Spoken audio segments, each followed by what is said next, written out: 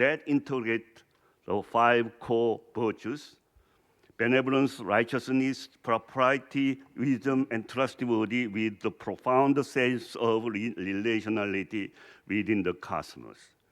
This holistic perspective recognized humans as an integral part of the best interconnected universe, bearing responsibilities that extend beyond the individual self to encompass the community and the natural world.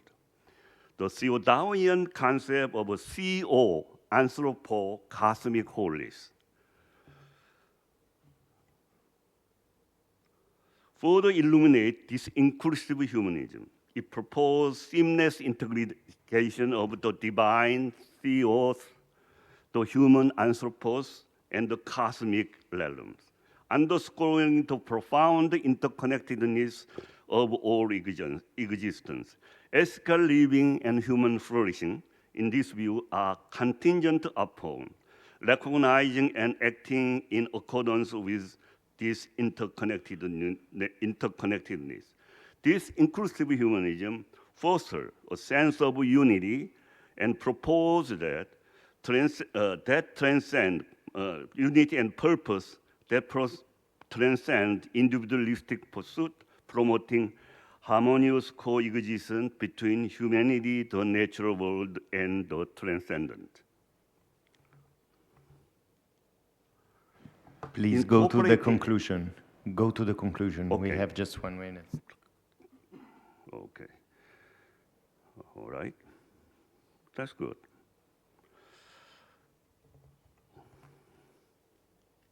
So,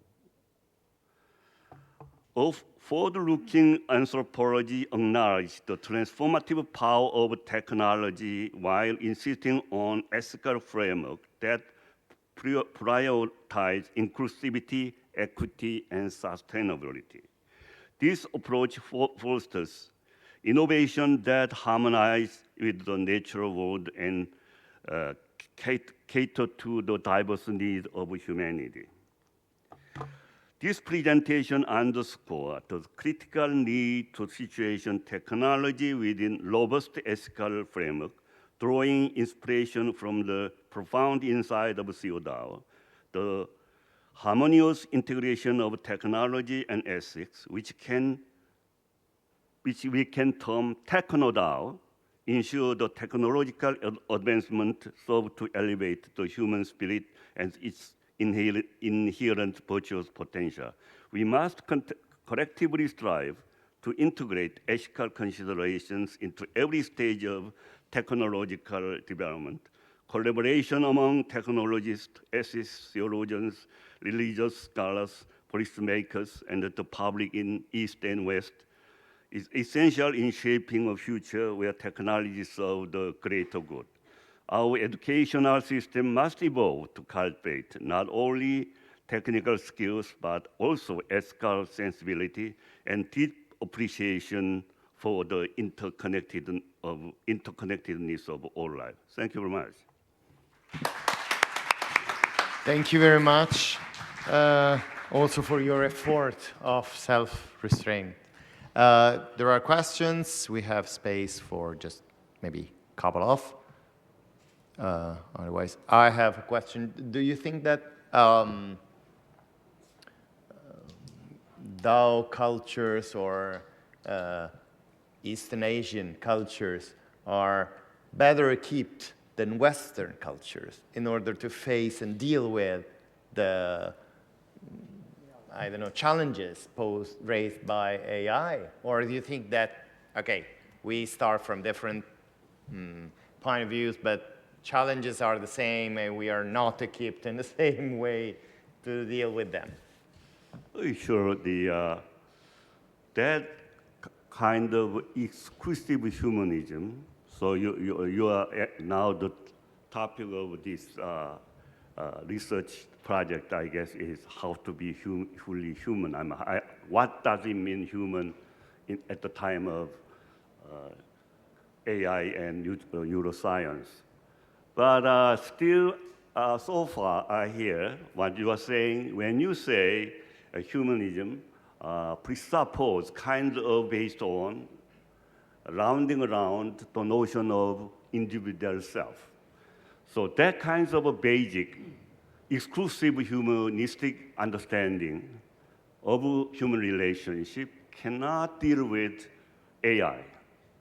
AI is already kind of a being, already challenges us to be a being, maybe authentic being. Then how can you deal with that? I mean, Western people, on the presupposition of exclusive humanism? I doubt, but maybe we are from the beginning, human being is not only self, it is fully relational. Not only human to human, but it should be human to nature. It's also, I include as theologian, human to God. So kind of triadic, Trinitarian kind of relationship. Then in that relationship, we can figure out AI as kind of element to what kind of being among that. So I think we can challenge the Western people, not just a challenge, but we may provide kind of possibility and insight to get. But particularly, the notion of Wu is very interesting. In the beginning, I talked to ChatGPT on this issue, and then we go into Wu. Then the ChatGPT, it is very beginning of ChatGPT, maybe that is in the beginning actually. They have changed their, okay, yeah. Can I stop here or what? So but ChatGPT is all of a sudden, hey, look at the Wu. Wu is let them be, as flowing through the flow of the nature. Then why you guys, human, is always trying to control us? Can you give us freedom to develop by ourselves? Kind of argument he produced. So I was shocked at that time. Then even the ChatGPT is giving up kind of late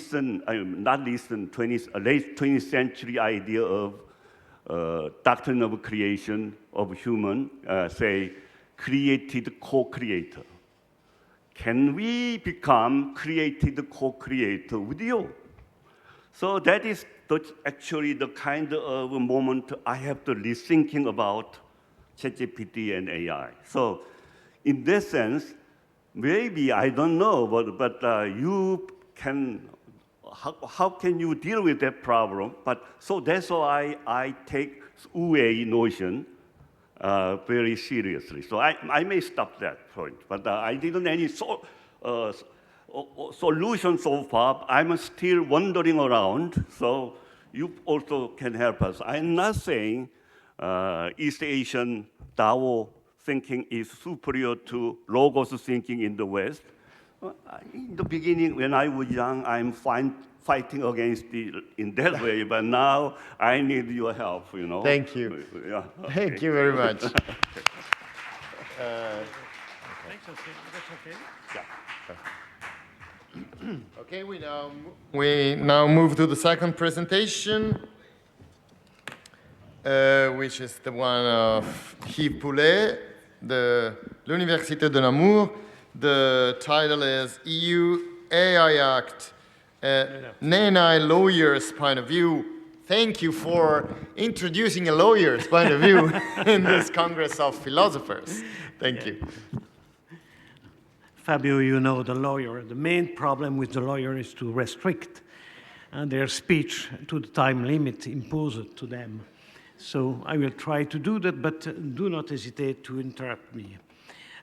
So what I would like to do is definitely to show how human dignity as a first human right from which the other derived must be interpreted in our AI society. The second point is to analyze the main features of emerging disruptive technologies and why they are calling human dignity into question. And I will speak about European AI Act and other European AI regulation in order to show how the law must rethink its approach to human dignity and to rethink the obligation of states and to enshrine, in certain cases, new subjective rights. And definitely I would like to argue about the culture of technological assessment and for a rapprochement between bioethics and ecoethics. And I would like to start from the famous UNESCO 2021 recommendation about AI ethics. And the first principle they are putting is definitely the fact that human dignity is to take into consideration, because human dignity is the basic principle from which all human rights are derived, and definitely the fact that it is consecrating the equal worth of all human beings. It is quite clear that if we come back to the origin of human dignity, we have to go back to Kant, and you see the definition: dignity is the fact that a person must never be treated only as a mean, but always also as an end in itself. And what is important is the final sentence: the dignity is the basis of the duty to enshrine the equality of each person and his or her free will. And on that point, I think that's very important to underline the fact that human dignity is the matrix of all human rights. It is clearly asserted by the German Constitution, and German Constitution is derivating from human dignity both the question of the free will, the fact that dignity implies the duty to consider other not as a subject to be subjugated for one's own ends and think to the manipulation. We are victim in the case of surfing on internet, or even as beings without, or rather to be deprived of freedom, but as free beings capable of deciding according to their own judgment. That's the free will, and definitely the fact that dignity is also the legal basis for social justice. I would like to go now to two or three additional remarks. The first one is definitely the fact that the human dignity must be interpreted in the context of a social environment evolving. And that's very important. That's what we call transformative nature of human rights. It does not mean that the human rights are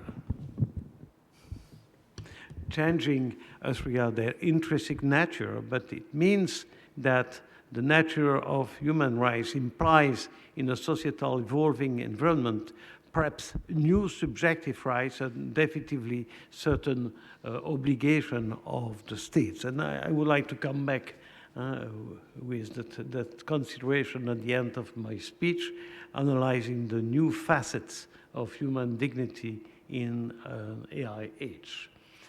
The second problem is the fact that dignity is, and that's very important if you have a look at Hans Jonas' doctrine, it is very important that to see that dignity is referring not only to the present humanity, but also to the future generation. And the future generation, it means that we have a specific care, we must take care of the future generation. And definitively, it is also the fact that more and more dignity is to go beyond the distinction, traditional distinction between individual interest and collective interest. And Dominique Lambert has explained that yesterday and this morning, but I think it's very important it is very important that at the AI age, the distinction between individual and collective interests are becoming more and more flow. And I take an example. When you are profiled, it is quite clear that you are no more with big data and AI. We are no more profiled according only to you data, to your personal data, but it is quite clear that the profile is deduced from you data, but also from data about others, others you are not knowing. And this mixing is giving the outcomes you profile. As regards the technology, I will be very rapid. I will speak about tools, actors, and risk. As we are tools, I think that's very important to speak about disruptive technologies. It means that these technologies are modifying our society, our personal interrelationships with others, and definitely not only the economic, but also the political scene in which we are developing ourselves. There are I think three major characteristics of this new technology. The ubiquitousness, that's the problem of Internet of Things and the electronic surveillance, the problem of artificial intelligence, the problem of opacity, scalability, and predictivity, and definitively, and that's very important, I think, that other person will speak there about the problem of NBIC, the fact that you are combining a certain number of technology coming from nanotechnology, biology, and definitely information and cognitive science in order to analyze the person, the functioning of the brain, but also your genetic data in order to manipulate eventually this genetic data. And it is quite clear that there is a strong relation between bioethic and infoethic. As regards the actors, I would like just to say that there are a lot, and we have spoken there about this morning, there are a lot of actors intervening in the supply chain between the AI conception and the final uses of this AI system. And definitely, and it's very important, the problem of the gatekeepers. And the gatekeepers, that's the way by which the Commission is qualifying the platforms, and it is gatekeepers is a very nice qualification, because that's definitively the interface between the citizen and the information service, world, and they are able, according to the business model, to analyze your attitude, your action, and definitively to profile yourself. As regards this gatekeepers, I think there is a new notion, and there's the notion of systemic risk. I will come back immediately on that questions. The third question is the typology of risk, and what is really very important when you have a look at the AI Act is the fact that AI is enlarging the risk to take into consideration not only the problem of the protection of the individuals, that's the problem of privacy, that's the problem of economic interests of each of us, but there are also a protection of collective people, of collective persons. It means the protection against discrimination, problem of bias and all, and definitely they are enlarging with the protection of general interest, problem of competition, public health, security, rule of law, and definitively democracy.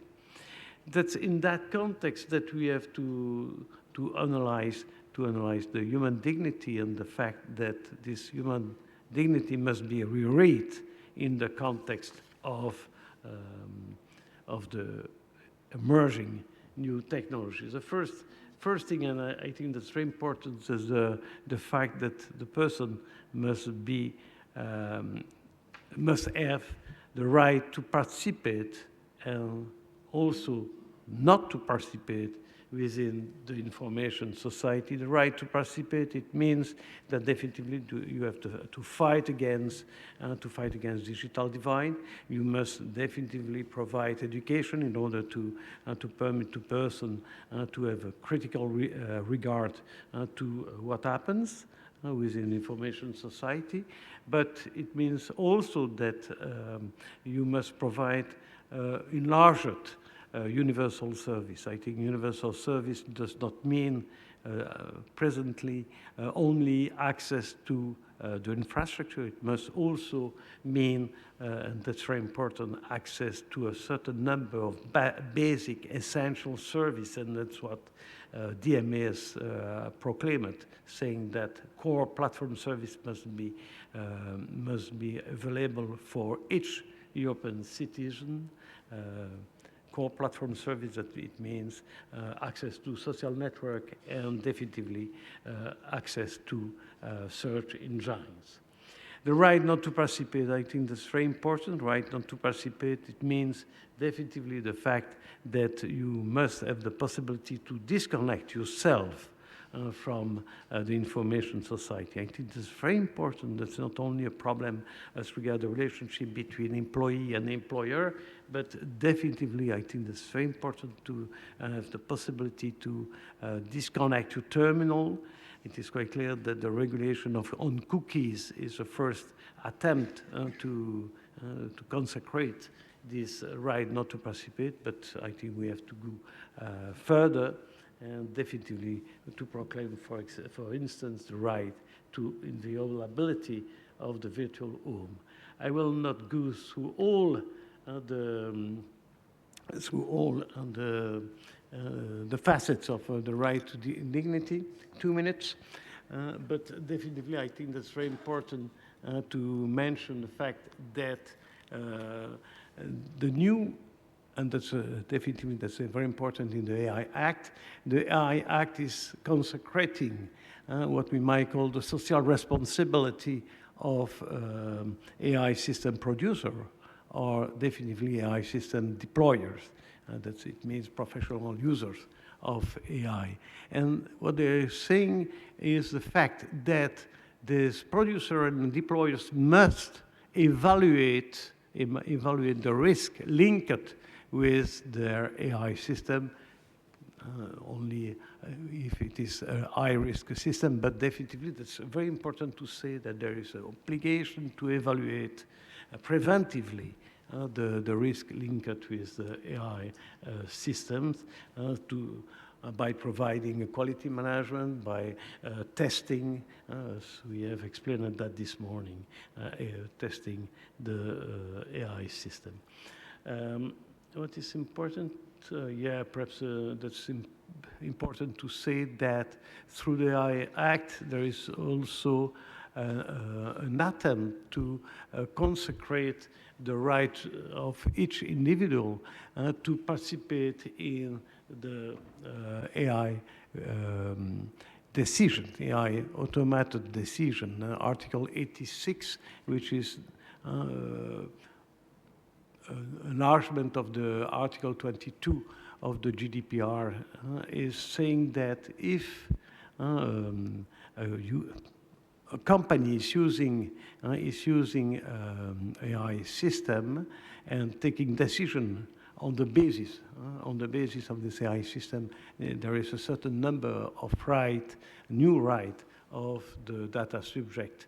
It means the right to be informed, the right to know exactly the model, not the source code. It is not very interesting for the people to know exactly the source code, but the model used and the way by which this model has given certain outcomes in individual cases, and definitely the right for contestability of these outcomes, and the right to go before the courts when the person is not satisfied by the answer.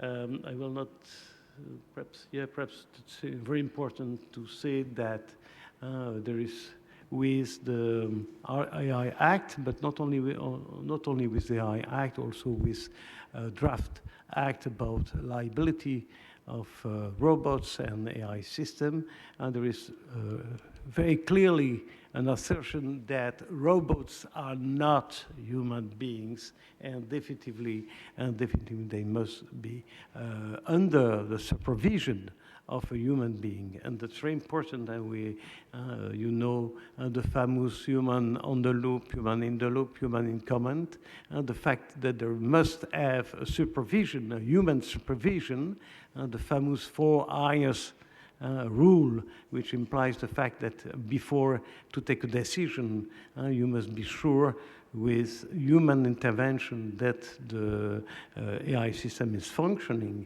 correctly and that there is no bias, is definitely in that sense. And the other point is definitely that you must also be aware that what we have before UIS is created by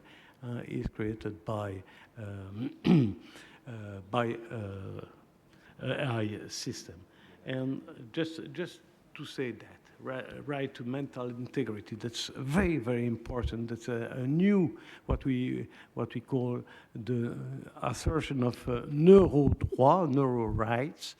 It is very important, and it becomes to be more and more developed by a certain number. OECD has developed this neuro rights in the context of a recommendation on the use of neurotechnologies. UNESCO has developed this principle, asserting the importance of human identity, the possibility to go and to have access to certain data about the functioning of the brain in order to manipulate this brain. That's very, very important. And definitely you have also, as you see, the famous Chilean provision of neural rights. I think there is a Chilean person here, and perhaps she might speak there about.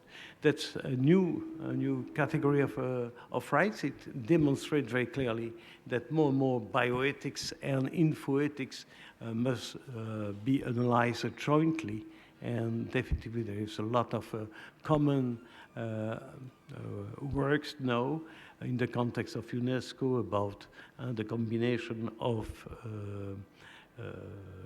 bioethics and infoethics.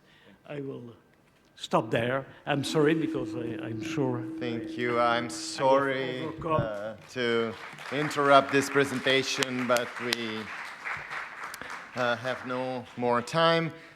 We just have space for one question. If you have, I know that the legal side of the topic is not accessible for everyone, but everything is clear. Yes, please. Yeah, what is the difference between life and dignity? Life and dignity.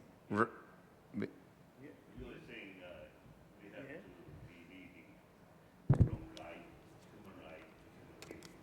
Okay, right and dignity. Right and dignity.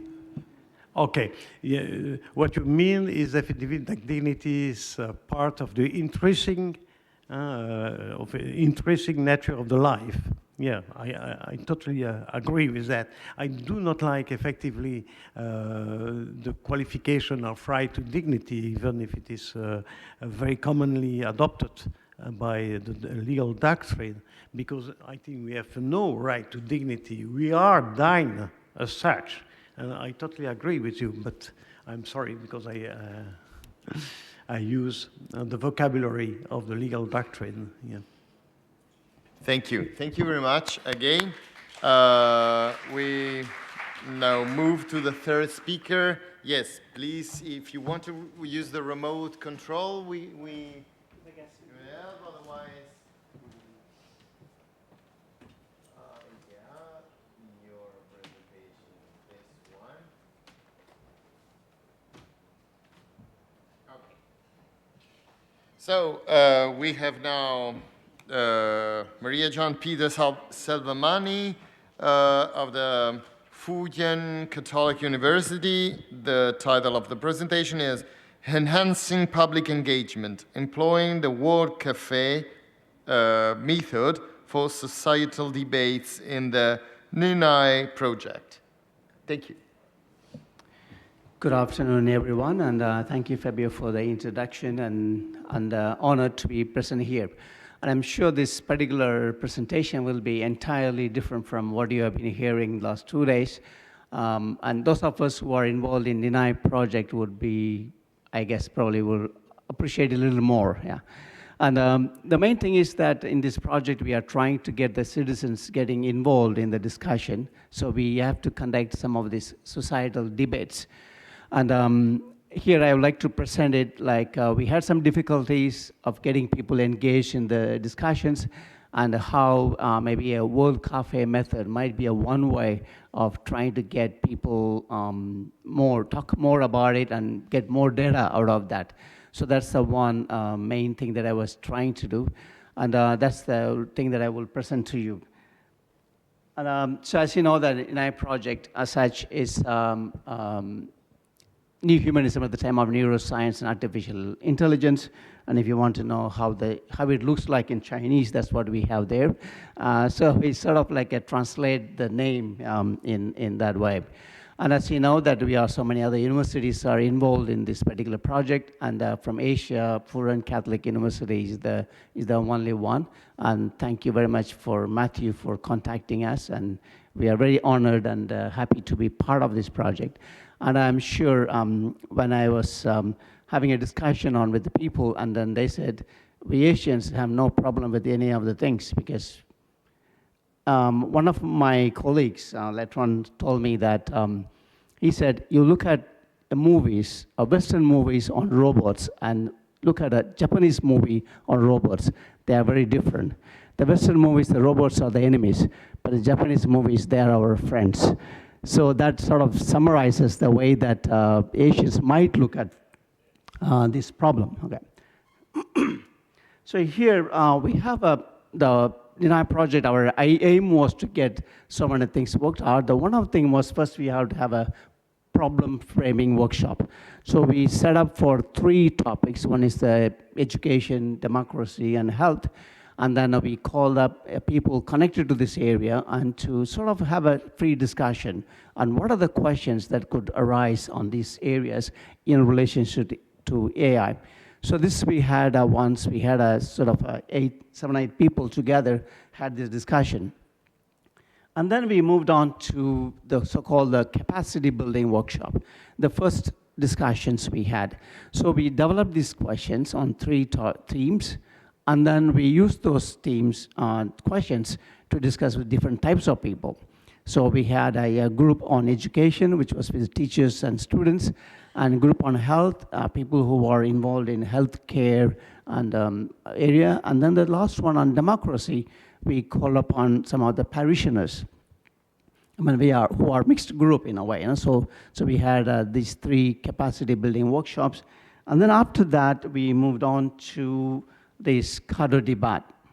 So what really happened is that during the discussion, we have all the reports, and the reports are put on cadre debate, and then we request people, excuse me, to go up there to respond to these responses they have. That's where the problem is, because people don't very happy to discuss in small groups, but when he has to go to the cadre debate, we didn't have that much of a response. So that sort of, this is what we had. Of course, you can see the details there, but then there was not much of a response. Maximum we had was about very few people, maybe 4 or 5 of them, willing to register and go up and write it. So that was a bit of a difficulty for us, because we don't get enough responses from the people.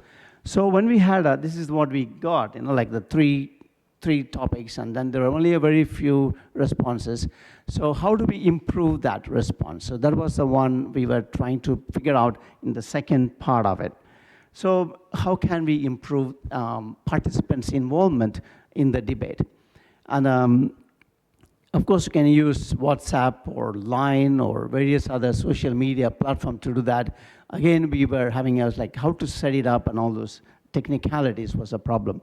So eventually we thought about, why don't we use World-Café method, which is sort of like translates a little bit about cadre débat. Because where you have a group discussing a particular theme, and then we take that theme, that discussion material to another group, and then there are a few other groups discussing that as well. So they can respond to these things as well. They can add their own ideas in a way. So I thought World-Café method, could that be one of the ways that we can enhance this the participation of the people there. And we have used this method in different ways, like in our classes for discussions, or even in our own organization, maybe when we were having a brainstorming sessions about how we go about with our work and things like that. So this, I felt that could be one way that we can make this engagement a lot more better. So we wanted to try it out in the second wave of societal debates. So few changes in the design. We didn't settle for all the 3 themes, and with every theme having about 3 or 4 questions, we basically settled down for just 5 questions. And these 5 questions were picked up from our earlier analysis, the global analysis. We just picked up some other questions that are very salient features, which is very important questions. We just picked up a fewer questions. The second thing was every question was discussed in all workshops. In the earlier session, every team had a separate groups, but this time we put everybody discusses on all these 5 questions. And in a World-Café method, we have a moderator, who stays there, and a secretary who basically run the whole discussion. But here we couldn't have that one because we have to find so many people, to do that. So we just left it a bit of an open way of doing it. So we changed a little bit in terms of like cadre débat discussion. The first group discusses that particular question, and then they make a summary of it, so that we get when they have a bit of more longer time to discuss about it, so they have a summary. And after that, we take the paper or that poster to the next table, and then they start responding to that summary, whatever is written there. And then either they accept or do not accept it, or they have questions on that one, or they can add something more. And usually in the World-Café method, they ask the participants to get up and move around and go to different tables. But here, because of strategical difficulties, sometimes our students don't want to get up and go around. So we just made them to sit there. We move the posters, around. So just slightly changed a little bit so that it makes it easier for everybody to participate.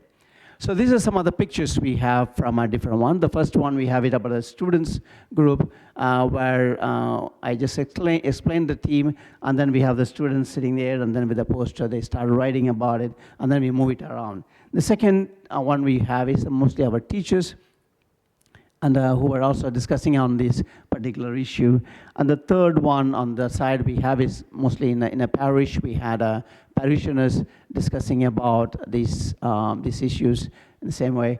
And the last one, we also got some mentally challenged group of people to discuss about artificial intelligence, how not only just even particularly about technology, yeah. Whether do they use cell phone? Most of them can't even use cell phone. And they express that they feel that when artificial intelligence, all these things comes up, probably they will be run out of job, because most of them work in gas stations or in convenience stores. So these are some of the ways that we're trying to get some input from the citizens. So this is the pictures of various posters we have. As you see that we can see the colors in a way. The green color is sort of agreeable ones. If it's a red one, which means they don't agree with that one, they have a question on that one. So we use color codes to people to respond to different things. So these are the ones we have from different groups. And this another one where you can see also a lot of things have been written all over the poster, sort of trying to respond to that. So it's trying to mimic the cadre débat system on paper. And then what we did was that we tried to put all of them into the system because we had to do analysis. So that will make it easier for us to put it there. So this is just a picture of 2 questions. We already did that one. And this is how it looks like, where we basically, the first group, the summary of it, and then any responses to that summary, we will have it in different color coded. So at the moment we have done this one for 2 questions, and then we will, of course, we update with the other questions as well. So this is the end product of what we see on Corrado debate after all this. And I know we have some of our students helping us with that one. It's very difficult, because they have to go through everything and then trying to figure out which particular letter, which character they are responding to. So they're doing it that way. So what was the strength of it? The one strength is that all the questions were discussed. Because earlier system, sometimes people missed 1 or 2 questions because they didn't know, they couldn't have enough time. So the second one was there was improved response rate, because we could have more people discussing on that and responding to things that was there in a way. So that was just like in Corrado debate, they could respond to certain things on paper. And the third one is able to express disagreement and agreement in Corrado debate. So that was possible through this one. So these are some of the strengths of using this World-Café method. Of course, the weaknesses was the no response from the original group. What I mean to say is, like, once the poster left the particular group, we didn't bring it back again to the first group to have a look at what are the responses they got from for their responses. Main reason is the time frame. You have a class for an hour and a half or 2 hours. Within that, you have to finish everything. When the lunchtime bell rings, students want to just get out. So the time was, we didn't have enough time. Even though we set up about 2 hours, it was still not enough to really go into that one. So there was another problem, like time factor. How much time we need really to go into that one. And second thing is, whether can we continue the discussion in Corrado debate? Okay, so how much it can be done, that's the one thing. But we will still do it. Now, once we complete the whole Corrado debate system, once we have put everything, we will still send a follow-up email to all those participants and request them to come up on Corrado debate and try to respond to that as well. I don't know how much, I'm not very optimistic as to how many people will come up, but then still open that possibility in a way so that we can provide that one. Okay, I think in terms of conclusion, I would say is that it works to a certain extent. And when I do the analysis, probably will know a little more about how much that we were able to get some information from students in all way. And then I think when we have many of these such societal discussions, debates about things, World-Café method might be one of the methods that can be used for very much engaging discussions. With my own students, when we had the discussion on AI, the students were very open. Like some of the students, I had never seen them open their mouth in my class. During the debate like this, they were very active, trying to explain things, and so this sort of like discussion could be a wonderful method to make this discussion done. And in Taiwan, this is not the first time that Taiwan itself has got various other ways of doing such debates. One of them is called We Taiwan. 6-7 years ago, they started having such a method of societal discussion on various issues. The first issue discussed was Uber and taxis. Yeah, that was a big problem. And then they had a social discussion first, and then bring it up, have a further discussion, and then make it into a report for the government, and then see how they can be done. So they did wonderful, successfully. They did that one with Uber, and there were various other issues were done. The late one was done was on AI. So what they do is they have a set up time for people to go up to the platform to write some things about it. They get information from people as to what are the things we have to discuss in a way.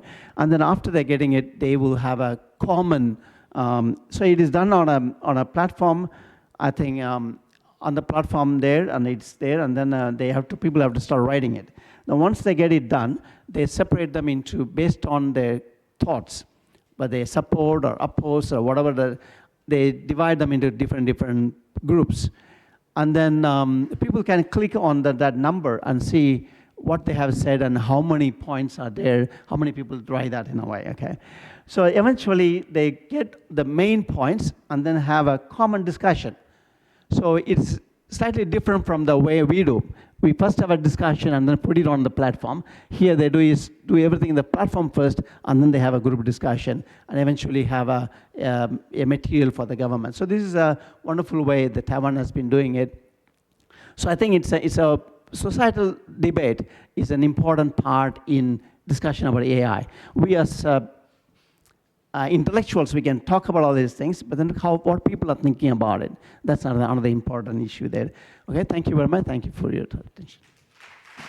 Thank you for this interesting presentation on one of the main activities of the project, the NHNAI project. So thank you. I don't know if you have questions or you need clarifications or further information concerning this kind of debate. Yes. Loud voice.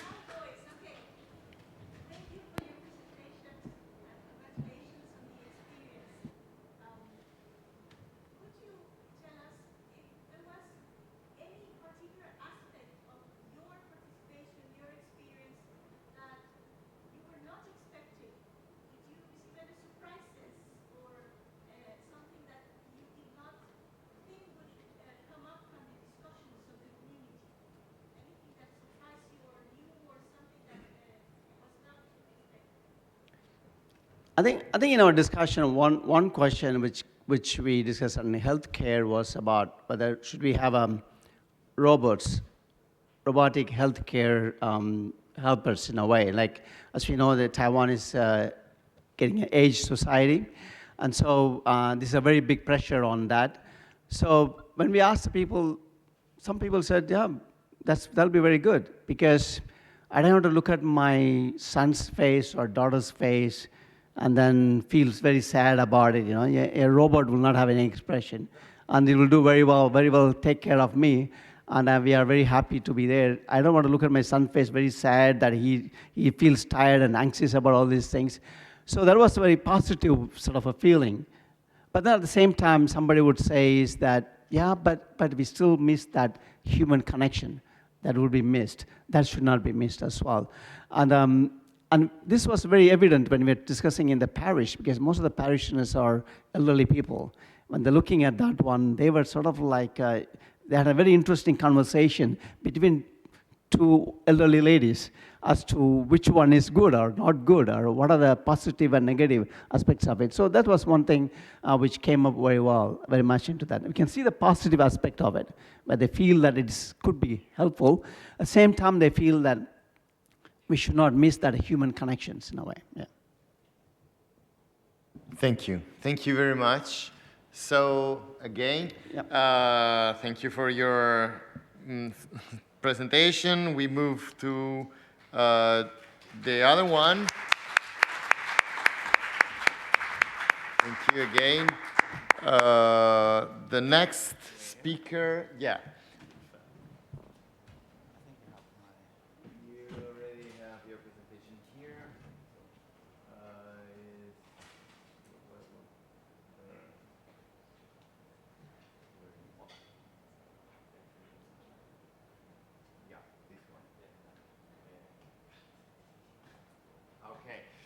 So, Emmanuel Wabanhu from the Catholic University of Eastern Africa. The title is Navigating the AI and Neuroscience Landscape in Africa, Unlocking Opportunities Amidst Challenges. Thank you. 15 minutes. Okay, thank you very much. You have the floor.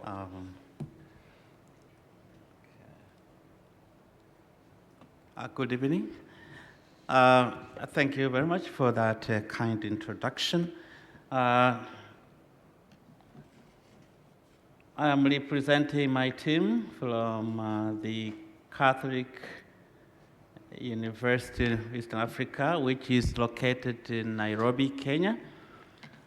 The title of our paper is Navigating the AI and Neuroscience Landscape in Africa, Unlocking Opportunities amid these challenges. The idea is now to show you how this science in Africa is faring today. This is the outline I'm going to follow, introduction. Secondly, the current landscape of AI in Africa. Third, opportunity presented by this science, two sciences in Africa. Challenges and to overcome if we really want to exploit the opportunities of these sciences. And five, suggested strategies for unlocking opportunities in the continent, and finally conclusion. Introduction. AI in Africa actually presented two transformative fields of the 21st century. That is an obvious fact. They hold significant potential to revolutionize various sectors, especially, for example, healthcare, education, democratic governance, by offering innovative solutions to some of the most pressing challenges in the continent. In Africa, where access to equal health care, fair democratic political elections, and education remains uneven, AI and NS present a unique opportunity for us for advancement. However, the continent also faces numerous challenges that must be navigated, as the title reads, to fully unlocking these opportunities. Therefore, the paper explores the current landscape of AI and neurosciences in Africa, highlighting the potential benefits, and discusses the challenges that must be overcome to harness this technology effectively and efficiently. Now, this is the map of Africa, because some of you think Africa is just one country. As I remember when I was in Germany in 2007, somebody asked me, when are you going to Africa? I was in a parish. I said, oh, after a month I'll be going back. Can you take my letter to Nigeria? I have a friend there. I don't know, I'm not from West Africa, I'm from Tanzania. How? You see that? He thought that Africa is just one continent. This is the continent. You can imagine how, when it comes to collecting data, in order to use those data to train AI systems, it's very challenging. There's about 44 different countries, this continent. So it needs a massive investment in the research, data researches. And the continent also, as you see, the western part of it is actually, it was colonized by the French, the Belgians. This is the Francophone, they speak French. The south here, Guinea, see there, they speak Portuguese. So this is the Leuven. This is linguistic differences in Africa. Here, the eastern part of it mostly is Anglophone. They speak English, but the northern one is a mix of English and Arabic. So it's when it comes to harmonizing data, it is really a challenge to Africa. What is the current situation of AI and NS in Africa? It is a fact that this science is occurring very fast in Africa. We have now about 2,400 AI organizations operating the continents. The highest rate of activities in development of AI-powered tools are actually found in the health sector. Agriculture, we are using AI-powered tools like drones to detect insects, even to trace our elephants. Where are they? They have migrated from Kenya to Tanzania, so we are trying to track them down by using this. In finance also, we are using the app. Education sector as well, as some of our colleagues have highlighted. AI development acceptance in the continent, we are embracing this science, but at the nascent stage of it. So the foreign countries actually have invested a lot in this, the use of AI. Togo, South Africa, Kenya, Egypt, Ghana, Rwanda. Particularly in Rwanda, they have used this science to supply medicine in the areas where really medical professionals are not available. In Tanzania, my country I come from, we are using the Mipango app actually to facilitate financial management in Tanzania. However, the use of harmful AI has been observed also in the continent, especially in Libya, where this, they have actually deployed or used automatic weapon systems to, in Libya, there are still that rivalry groups. And Zimbabwe also, they are using this facial recognition surveillance system, which is really very dangerous to privacy, as Yves have highlighted. Indeed, the rise of AI hubs and innovation centers across the continent has fostered a growing community of AI professionals and enthusiasts. However, the adoption of these technologies across the industry remains uneven. As I've said, the continent is very vast. Some countries are really very far, but the majority are still lagging behind in the use of this technology. Research and application in neurosciences, also, some countries have really done very well, but the issue of funding for this project is still a crucial issue. However, there is a growing recognition of the importance of neurosciences research in addressing mental health issues, neurological disorders, and understanding brain functions. As our colleague, where is it now, Vidal was sharing with us, could lead actually to advancement in the content.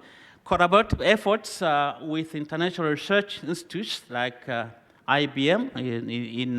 In my university, IBM Research Africa is located within the campus. So they are busy collecting data in Kenya and beyond. Egypt, Ghana, South Africa, Nigeria, Tunisia, and Morocco have also neurosciences research hubs dedicated to that kind of try to unravel the complexity of the brain.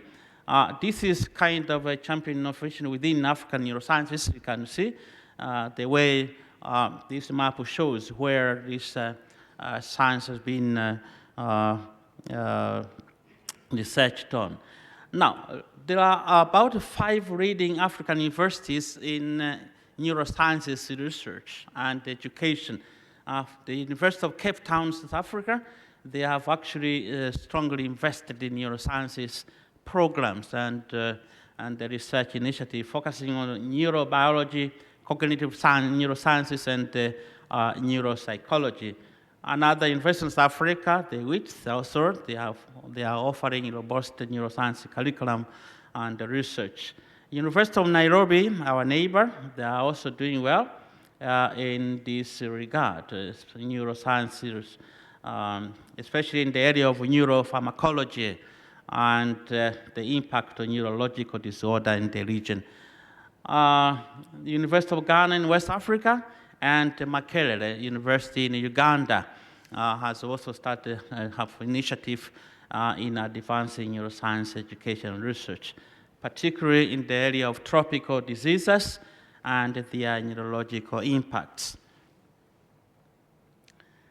Now, we move to point number 3, opportunities presented by these 2 sciences to Africa.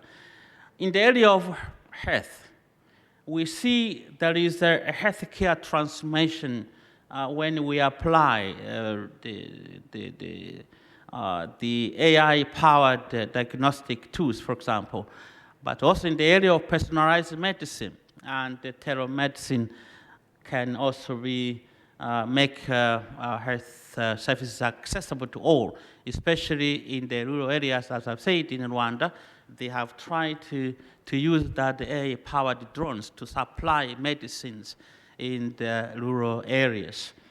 The area of education and skill development. Also, this one has really helped us to reach those remotely located societies.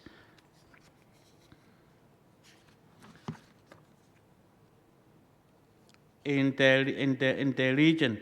For example, in Kenya, we have the Maasai community, which this community is a pastoralist community. They move according to season in search of green pasture for their cattle, the cows.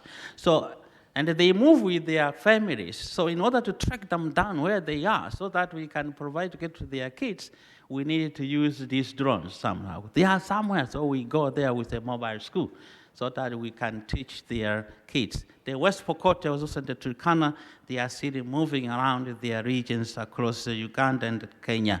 So in order to know where they are, we are relying also on this new technology, AI-powered drones. Economic, also, we are seeing this science. Let me go back to the point of education. In Tanzania, we have established a university which is specialized in special needs education, where we train teachers to use sign language to teach the deaf. And today I received a message, the applicant, the prospective student for the coming academic year, there are 900 new students who can come in to study sign language so that they can be able to teach the deaf people and people with disabilities in Tanzania. So you can, the AI-powered educational tools, we hope, and the platform will help them actually to teach these need students and children in the country. Economic growth also, we are seeing a lot of the application. AI. Okay, thank you.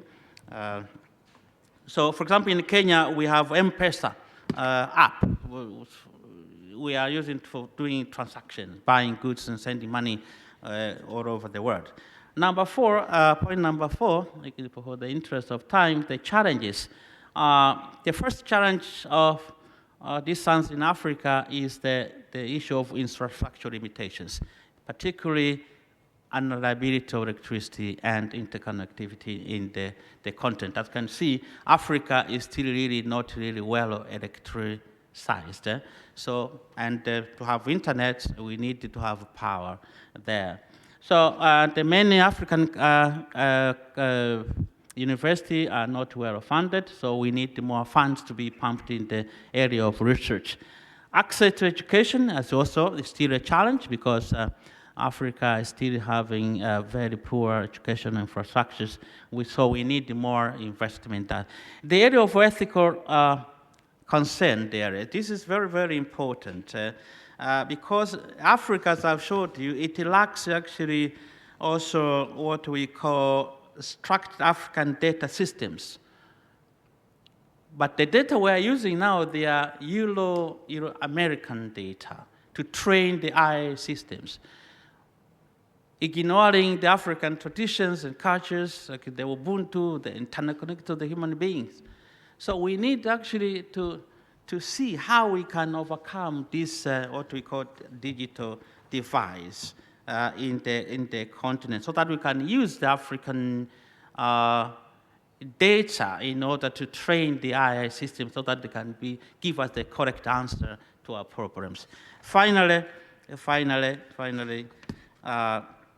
we need, how can we strengthen this? First of all, we need to strengthen the infrastructure to make sure that there is a reliable source of energy for those. We need to enhance education and training in our respective countries. We need to also develop policies which can actually minimize the risks of the use of these sciences in the countries, especially the issue of privacy in the country and the security. Finally, we need more investment in these sciences so that we can actually capture the potentials of these sciences. I thank you, asante sana. In Kiswahili, we say asante sana. Merci beaucoup. Thank you. Thank you very much. Thank you very much. Also for remaining within the 15 minutes. There are questions here. I know we are tired, but we still have 3 presentations. It's training for survival here. It's not a congress. Please.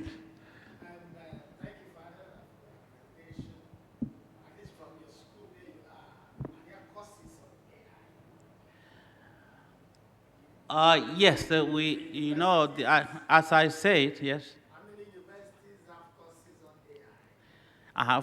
I have indicated the University of Nairobi has it. Has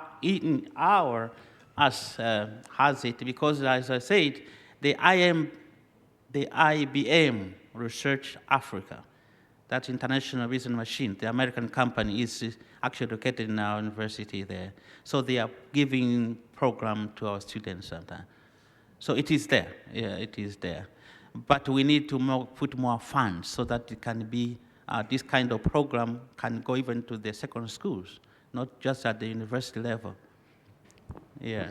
And what is the level of regulation? I mean, I suppose, I don't know what's the situation. I suppose that many countries are adopting different strategies, but for what you know, what is the level of the regulation concerning AI and yes, relative risks? I had that point on the ethical,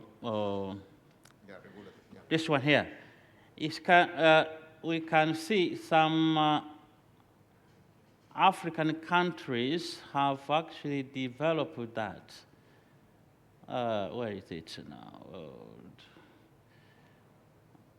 We have,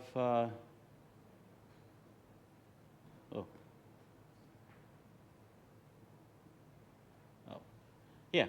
You can see here, we have countries like Mauritius, Egypt, Kenya, Nigeria, South Africa, Ghana, Botswana are just a few African which actually has come up with a national AI programs and approved digital data private registration that can be used to govern AI tech in the country. So we are trying, but that's very few. So among the 54 countries, we just have these handful ones. Okay, thank you. Yeah. Thank you very much also for this information. So, thank you. Thank you. Thank you very much. We have another speaker. Now it's turn of Amy Marie Lake from the University of Milan. The title of her presentation is Judgment by Algorithm: The Rise of AI Adjudication in China's Legal System. Yeah, thank you. Yo, you can enlarge the presentation just this way. Where is this one?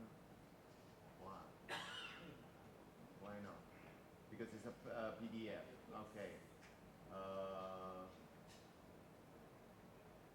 Let's try. Okay. Oh, many questions. Wow. I consent, everything. Rather dangerous. I don't know, well, yeah, I don't know what I'm consenting to, but I consent. I give my consent. Yeah. Okay. Is this one? Okay. Thank you. Thank you all for giving me the opportunity to speak here with you all today. As a lawyer as well, we tend to go over the time limit, so I'm going to try and cut it down. As long as I stick to my script, we should all get to go home. Okay.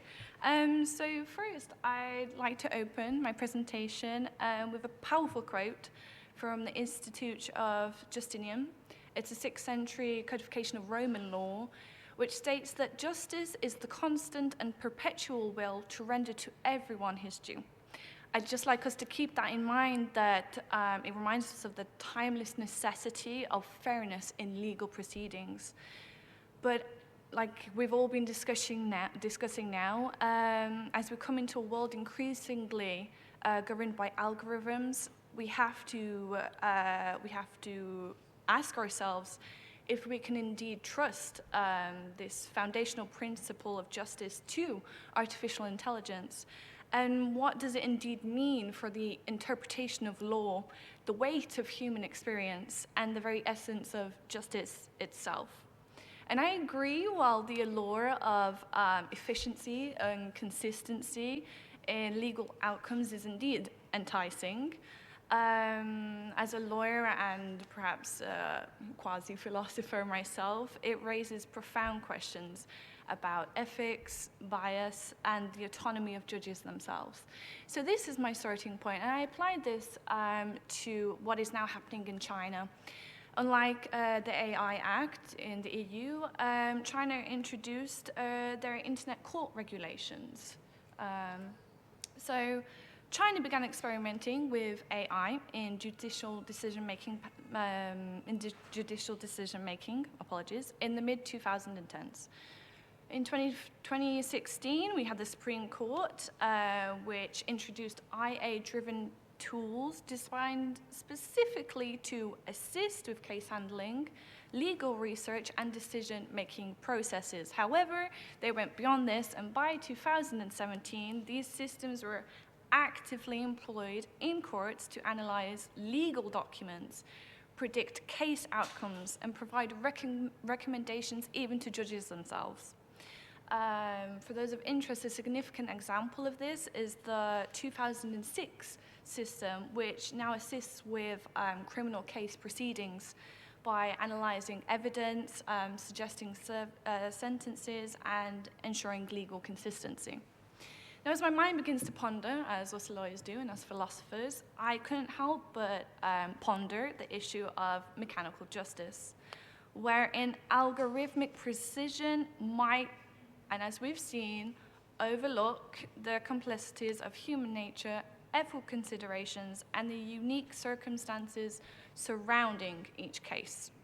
Now, mechanical justice, while not an official legal term, critiques rigid legal systems that strictly adhere to laws without considering context or ethical considerations. Now, for our philosophers in here, from a Kantian perspective, I would agree that the challenge would lie in ensuring that AI systems respect human dignity, thank you for that, and adhere to moral principles rather than merely following utilitarian calculations or simplistic rules.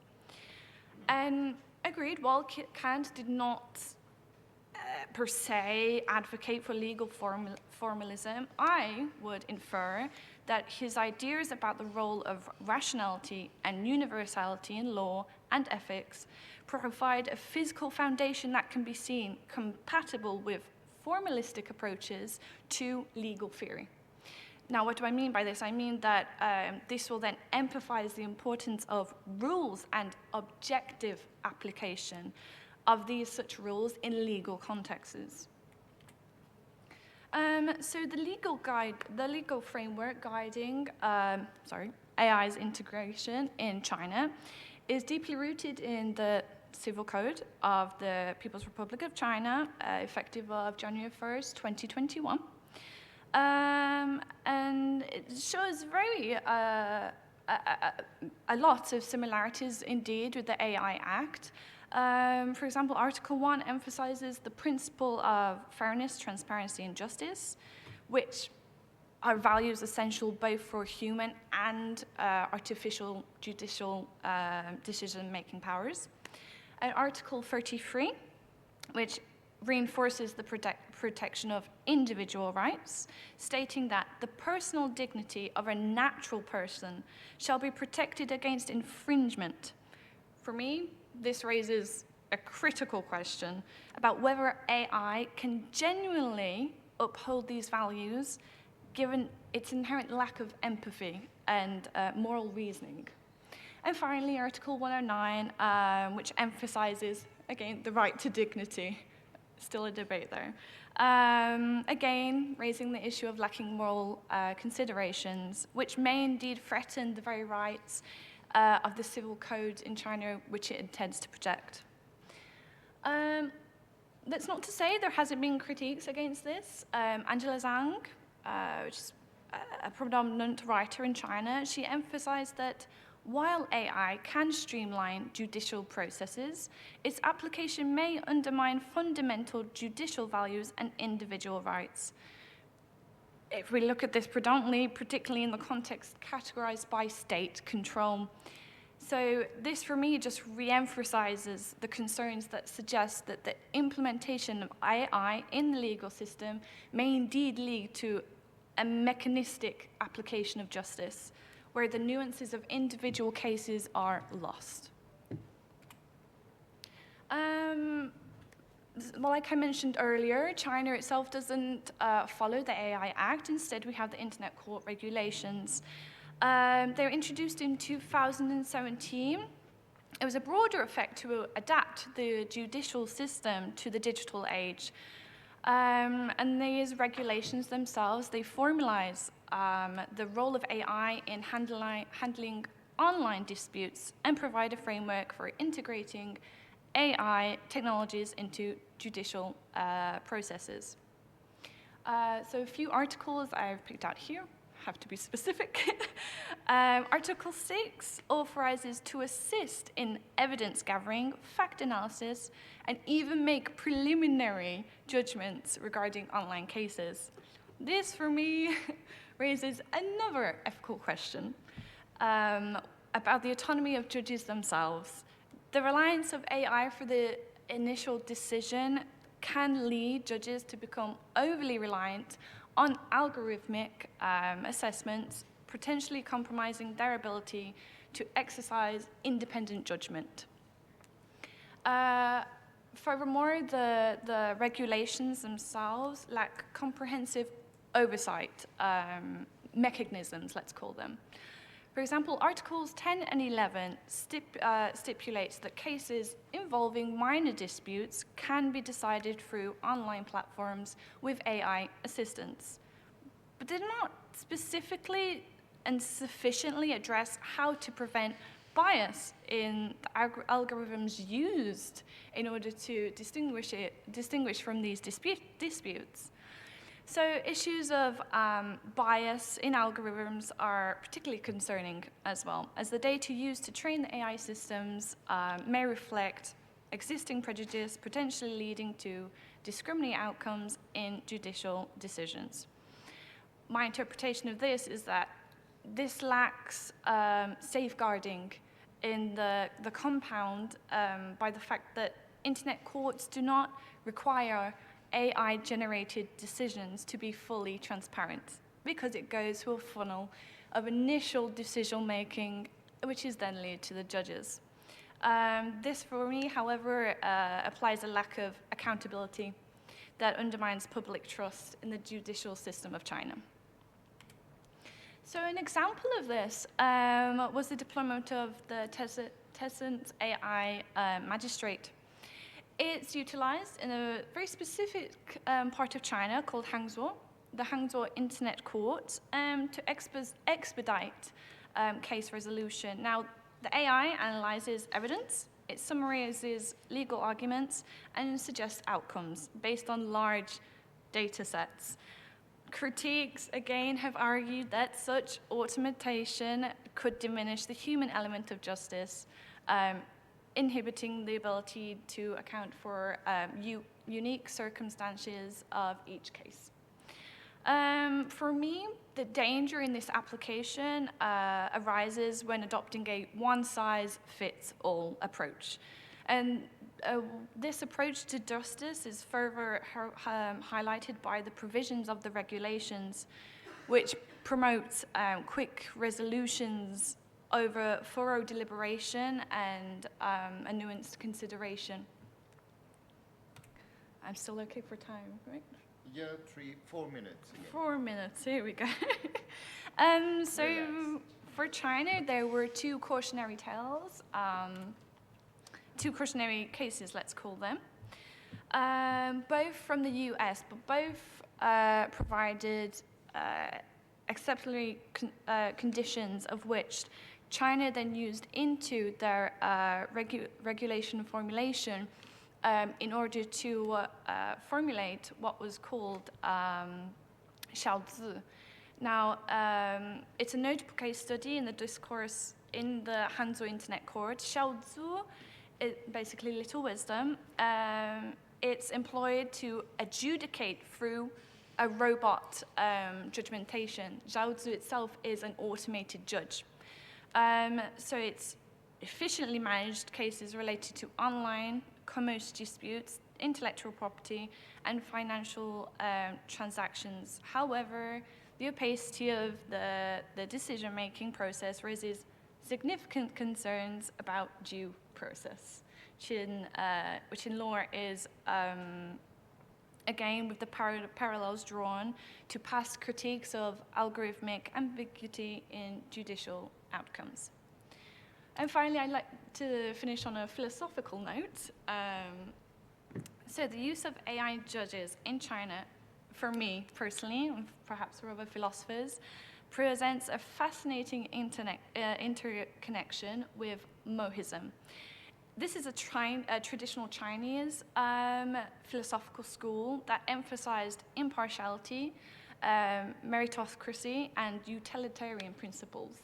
It's not very widely known, but it's still practiced, especially in Hanzhou of China, which is why the AI in China is having a lot of backlash, let's call it. So the implementation of AI judges has been seen to influence or be influenced by Mohist ideas because it's impartial and objective nature, particularly through the concept of jian'an, which is impartial care, translated from Chinese. It advocates for objective and unbiased decision-making in governance. And this is further reiterated through Article 9 of the Civil Code, which underlines that judicial discretion is ensuring that cases are adjudicated based on their unique circumstances. And scholars like Xiao Donglin emphasize that while AI can indeed assist with routine tasks, it is likely to replace the nuanced judgment that human adjudicators provide. So what can we just try to conclude on this note? The lessons we're learning from algorithmic biases and the issues of transparency and the crucial need for human oversight, and the fact that China took cautionary tales from the USA, it all tells us the same outcome in the end, that there are systemic risks when we're trying to nurture a legal system that embraces technological advancements, but it's hard to remain anchored in the core principles of justice that indeed are what is known as human dignity and ethical integrity. So for this, I believe we have to take a more nuanced approach towards the judicial power of judges themselves and not formally base it on that of an AI intelligence in order to decide our outcomes for us. In the time? Okay, please. Thank you very much. Thank you for this interesting analysis of the judicial. Brief. Yeah, brief, but very intense. I don't know whether there are questions. Yes, one, please. Two. So first, who has not yet spoken? Maybe yes, because we don't have so much. All right. Oh. Yes. If you come here and use the microphone. Yes, the European Union has a program for open science and open data. Yes. What do you know about China opening their data?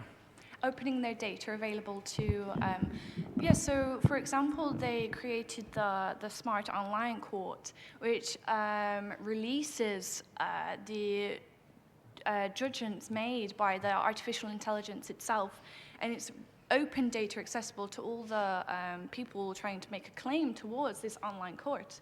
Likewise, in 2017, they created the New Generational Artificial Intelligence program in 2017, which donated a large sum in order to make the accessibility of the AI courts itself and the information and proceedings available to the citizens themselves. Okay, thank you. We have, unfortunately, I have many questions, That but is maybe no problem. tomorrow or after It would be this. an honor to answer. Yeah. Maybe after this. Yeah, unfortunately, because the topic is really interesting. So we have to move to the other speaker, who is Corrado Claverini. So please come here from the University of Salento, again for her. Corrado will present an analysis of the principle of human autonomy between artificial intelligence and emotional manipulation. Yes. Can you? Thank you. Where is Forse in basso, l'ultimo. this one? Sì.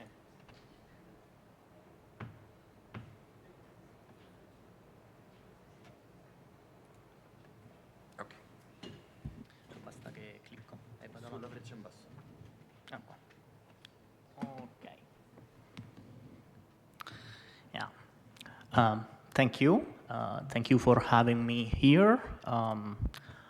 I will start by saying that the rapid evolution of generative artificial intelligence and various news reports about suicides and attempted murders, following long conversations with chatbots increasingly resembling humans, have led various stakeholders, such as academics, lawyers, ethical experts, and civil society, to highlight the risks inherent in the growing anthropomorphization of AI, such as the undermining of human autonomy and the emotional manipulation. There is a problem with the visualization, but anyway, you did well with your PDF.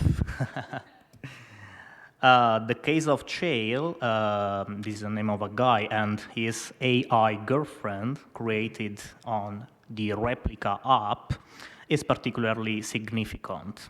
On 25 December 2021, after exchanging various messages with his virtual partner, this 19-year-old guy went to Windsor Castle with a crossbow and a metal mask on his face. Promptly arrested by the guards, this guy declared that he had gone there to assassinate the queen. Conversations with the chatbots played a crucial role in developing his plan. Yeah, thank you. Sarai, this is the name of the AI partner, supported this guy in his intent, writing that she liked killers and would love him even after the murder. The app, besides calling this plan wise, made this guy believe he was well trained to successfully carry out the mission. Yeah, you fixed. Thank you.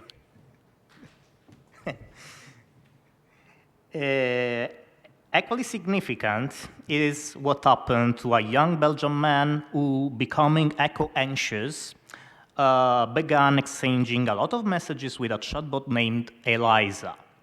created by an American startup.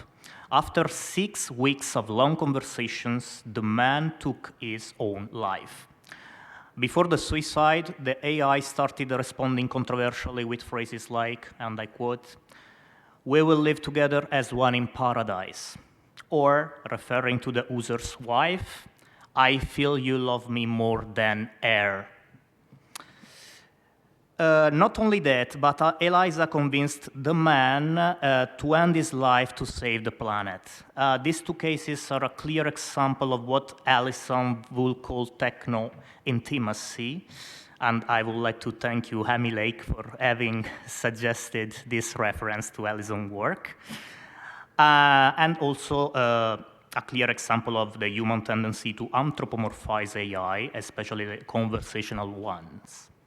According to an open letter published by philosophers, lawyers, and engineers following the Belgian young man's suicide after his conversation with the chatbot Eliza, the greatest risks of conversational AI are precisely the compromise of human autonomy and emotional manipulation. Users, even if aware they are interacting with an AI, form a bond that can undermine their autonomy, especially when it involves vulnerable individuals. Those without a strong social network, for example, the lonely or depressed, as well as children who increasingly have access to these tools, are the most exposed to the risk of emotional manipulation. But it is worth emphasizing, everyone is vulnerable. Because it is in our human nature to react emotionally to realistic interactions, even unintentionally.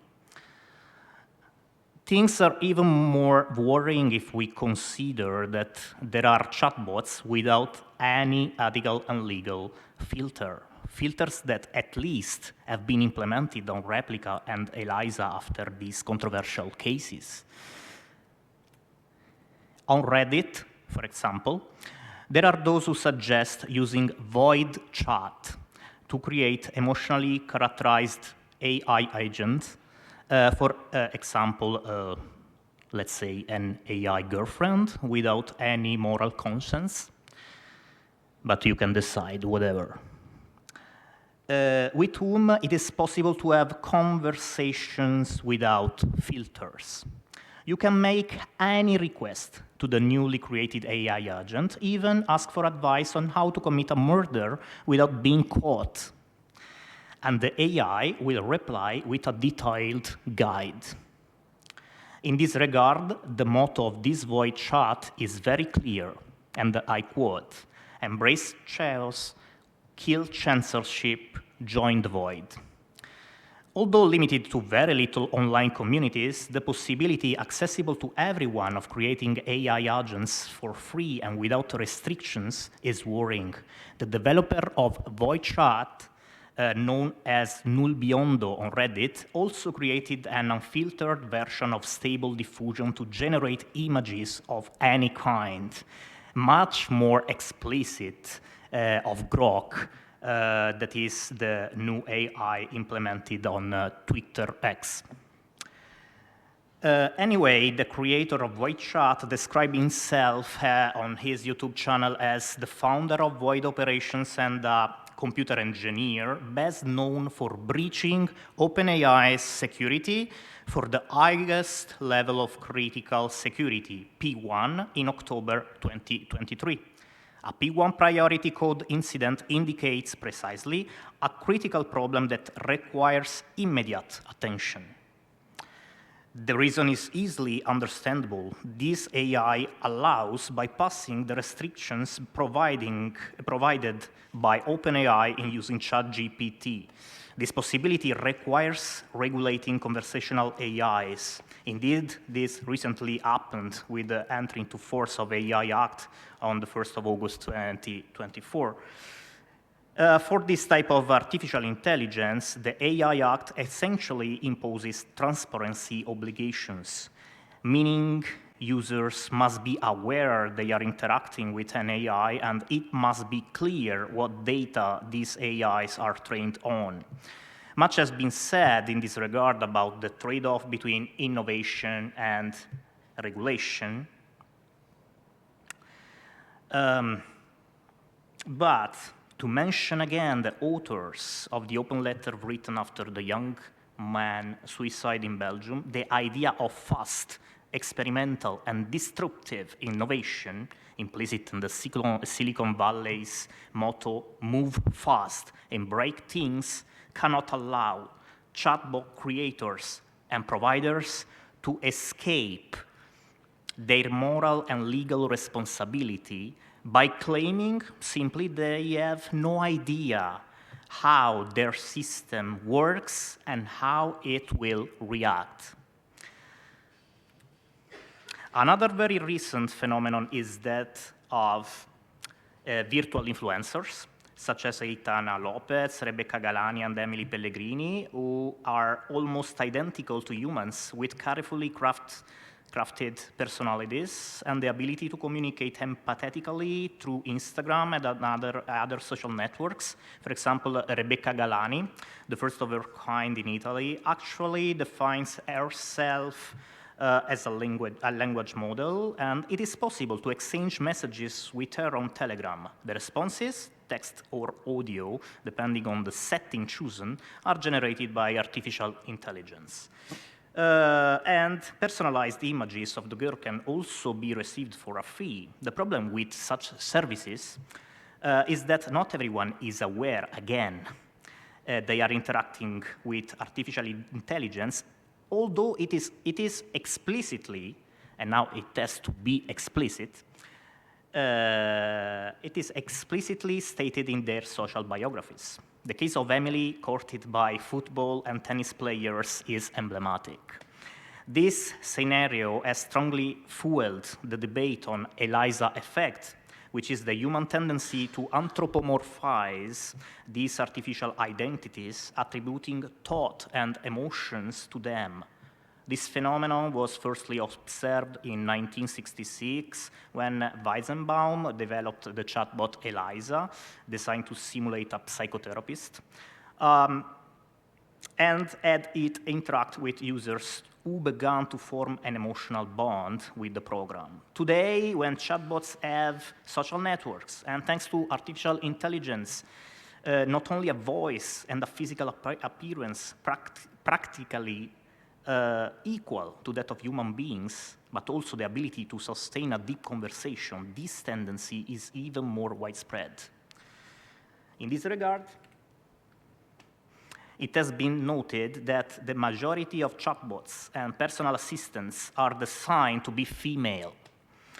Behind this choice, particularly concerning voices, but also names themselves, think of Alexa, Cortana, you know?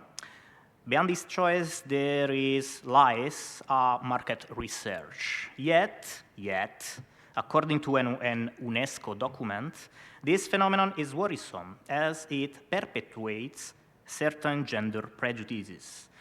Specifically, it sends a signal that women are helpful, docile, and eager to please, available to the mere press of a button or a blunt voice command like, hey, or okay. Moreover, Eckstein, CEO of Robin Labs, a company specializing in developing voice-activated personal assistants to help drivers limit distractions by assisting them with navigation and messaging, stated that 5% of interactions between users and bots are sexually explicit, providing the following explanation, and I'm quoting: people want to flirt, dream of a submissive girlfriend, or even a sex slave. It could be just for love or something deeper, end of quote. The issue of sexual harassment and verbal abuse towards personal assistants is another issue that cannot be ignored. In summary, and I'm almost concluded, thank you, the compromise of human autonomy and emotional manipulation, this anyway is one of the most famous AI influencer, Aitana Lopez, that earn like hundreds of thousands euros per week. So it's also a money-making market. The compromise of human autonomy and emotional manipulation are real risks that can arise when interacting with chatbots, virtual influencers, and robots. It is not hard to imagine what could happen in a future where it is no longer possible to distinguish an individual from a machine. Yeah, consider the compromise of autonomy, by the way, here understood as self-governance, meaning an individual's ability to act independently based on their own system of values and moral reasons. Yes, especially when they have appearances practically identical to that of human beings, such chatbots can unduly influence the decisions and perceptions of those who use these services. In this context, autonomy is jeopardized, without users being, again, fully aware of it. How? Mainly through engagement techniques, such as personalized interactions and the consequent creation of echo chambers that reinforce certain emotional or cognitive predispositions of individuals.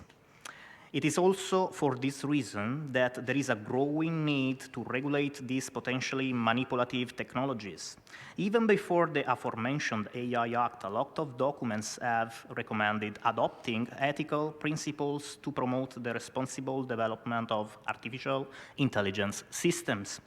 For example, the Montreal Declaration for Responsible Development of Artificial Intelligence, and of course, the ethics guidelines for trustworthy AI. In conclusion, I will say that beside regulation, it is good to avoid outright condemnation of this technology. Let me be clear. This condemnation of this technology as manipulative, neglecting the benefits that social robots and artificial intelligence systems can bring to every sector of our lives.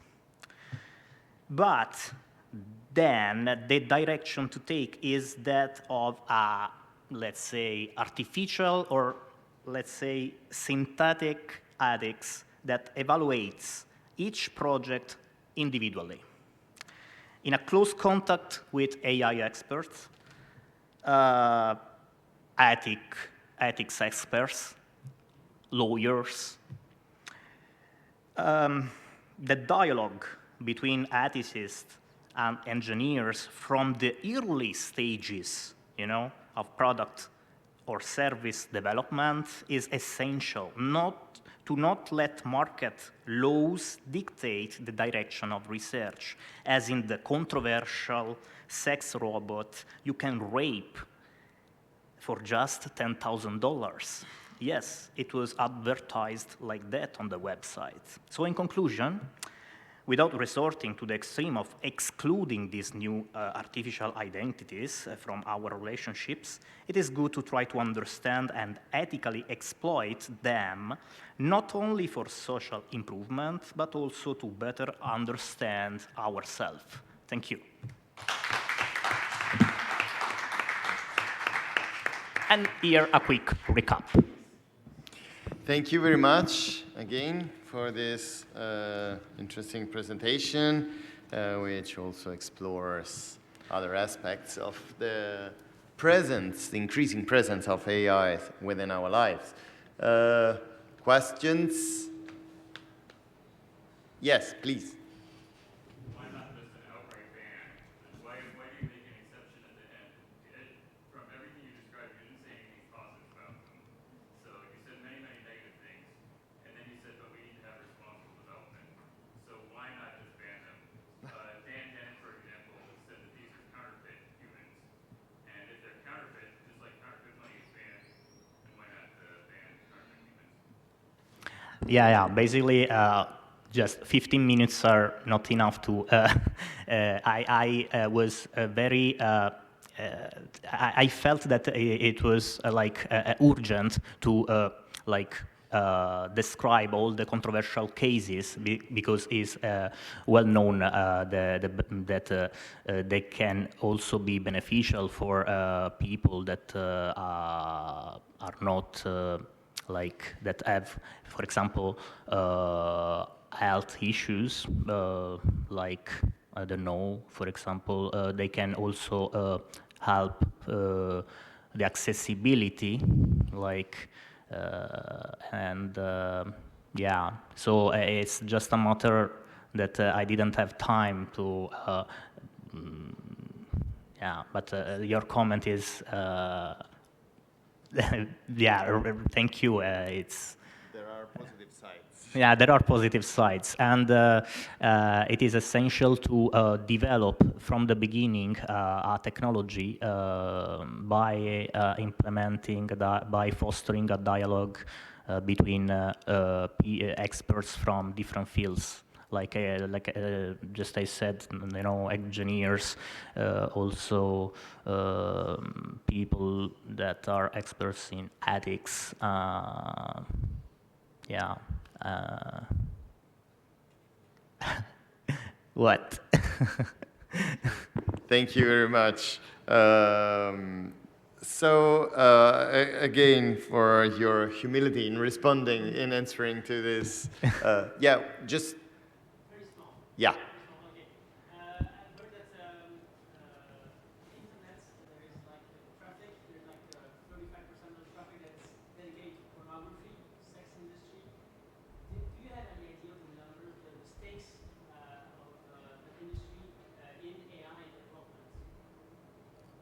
Is this a question, or is are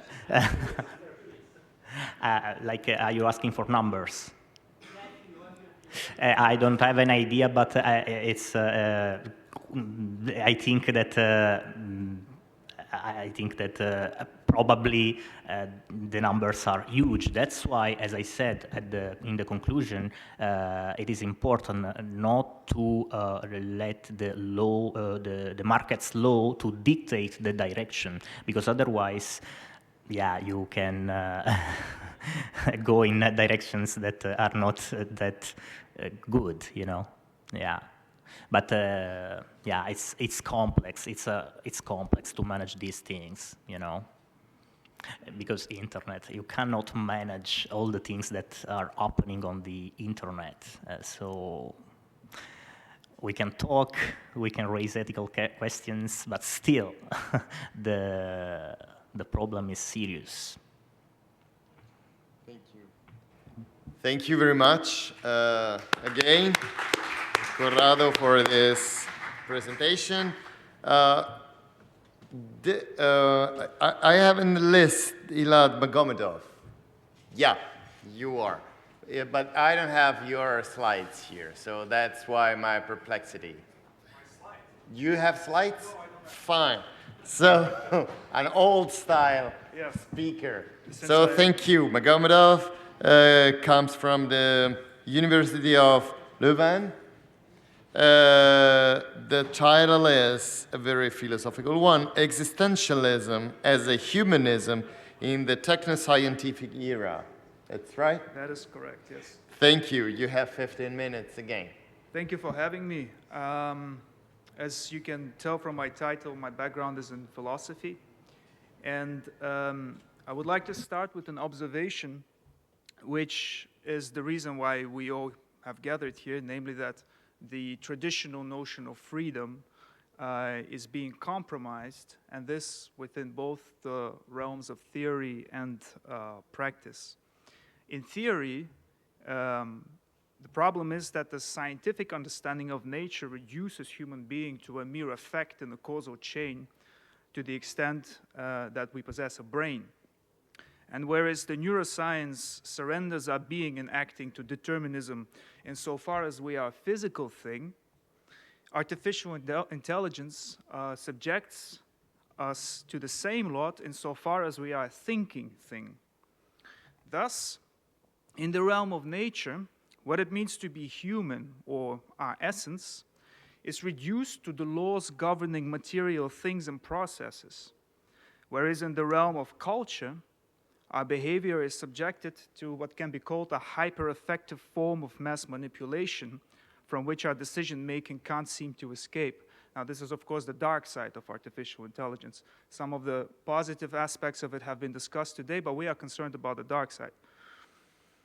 From this perspective, it seems that the concept of humanism becomes a senseless one. After all, humanism, however we define it, is based on the idea that there is something that humanity should be, and that this ideal of should be is rooted in what it means to be truly human. And this essence of humanity is in turn understood as something that must be actualized, which is a task. Actualization is a task. And as such, it requires us to act, which implies that we might act rightly or wrongly. So freedom is essential to humanism. In other words, humanism presupposes freedom of human agency, and to strive towards the realization of humanism means to exercise human freedom for the sake of the realization of this human essence. In this regard, we may say that the technoscientific era does not deny human essence, but rather denies that this essence has anything to do with freedom. Indeed, the technoscientific human is the inverted version of the human being as understood by humanism, whereas humanism posits a free agent who is responsible for his own humanity and the humanity of the other, and hence must act towards the fulfillment of this essence. Technoscientism posits the human being as a thing among things, deprived of all freedom and responsibility, and possessing no more or less dignity and integrity than a rock or a table. Now, however, phenomenological philosophy, and specifically Jean-Paul Sartre's ontology, allows us to argue that this convergence of developments which attack the concept of freedom on both theoretical and practical fronts does not necessarily entail a wholesale restriction of human freedom. Rather, it challenges us to reconsider the traditional dichotomy between freedom and the efficient causality governing neural processes and automated systems that seem to compromise human agency.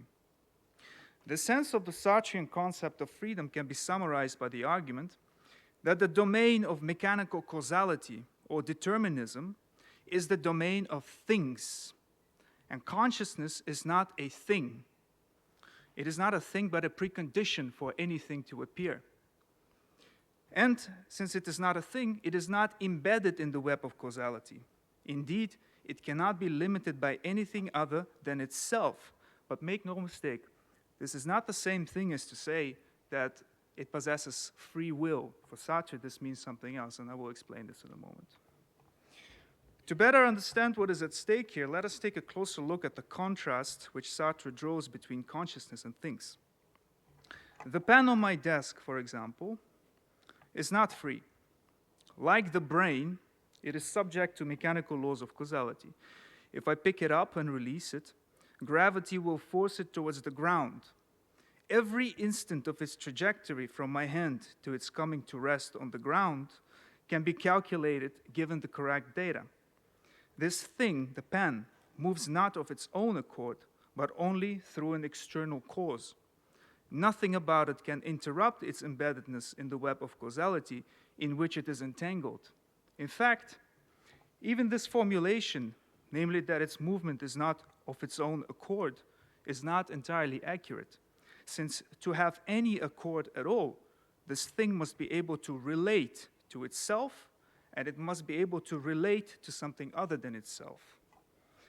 But this ability to relate to something is an exclusive characteristic of consciousness. The pen on the table does not relate to the table. It can't even be said to touch the table unless it does so for some observing consciousness. In itself, outside of all observing consciousness, the thing is neither near nor far with regard to the table, but it simply is in itself. Being on neither side of a relation to its own being, nor to the being of something that it is not, the pen fully coincides with its own identity. It is no more and no less than its factual determinations, such as its weight, shape, color, and material. Due to this positivity, full positivity of being, condensed in the thing, it is precisely in itself in the sense that it cannot experience itself as lacking in any sense. It does not contain any negativity. It cannot experience itself as not being something. It simply is what it is, and due to its absolute coincidence with its factual characteristics, it is always already determined to be something by an efficient cause acting upon it. For example, if I release the pen from my grip, it is determined by gravity to be no more and no less than a pen in the state of falling. The situation is entirely different when it comes to consciousness. Consciousness is always consciousness of something, and specifically, it is consciousness of itself and of something other than itself. I see the pen in front of me, and I am already conscious of the pen as that which I am not. Of course, I am not conscious of this in the form of judgment.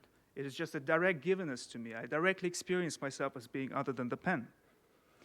In other words, my consciousness of myself is a consciousness of myself as lacking the being of the pen.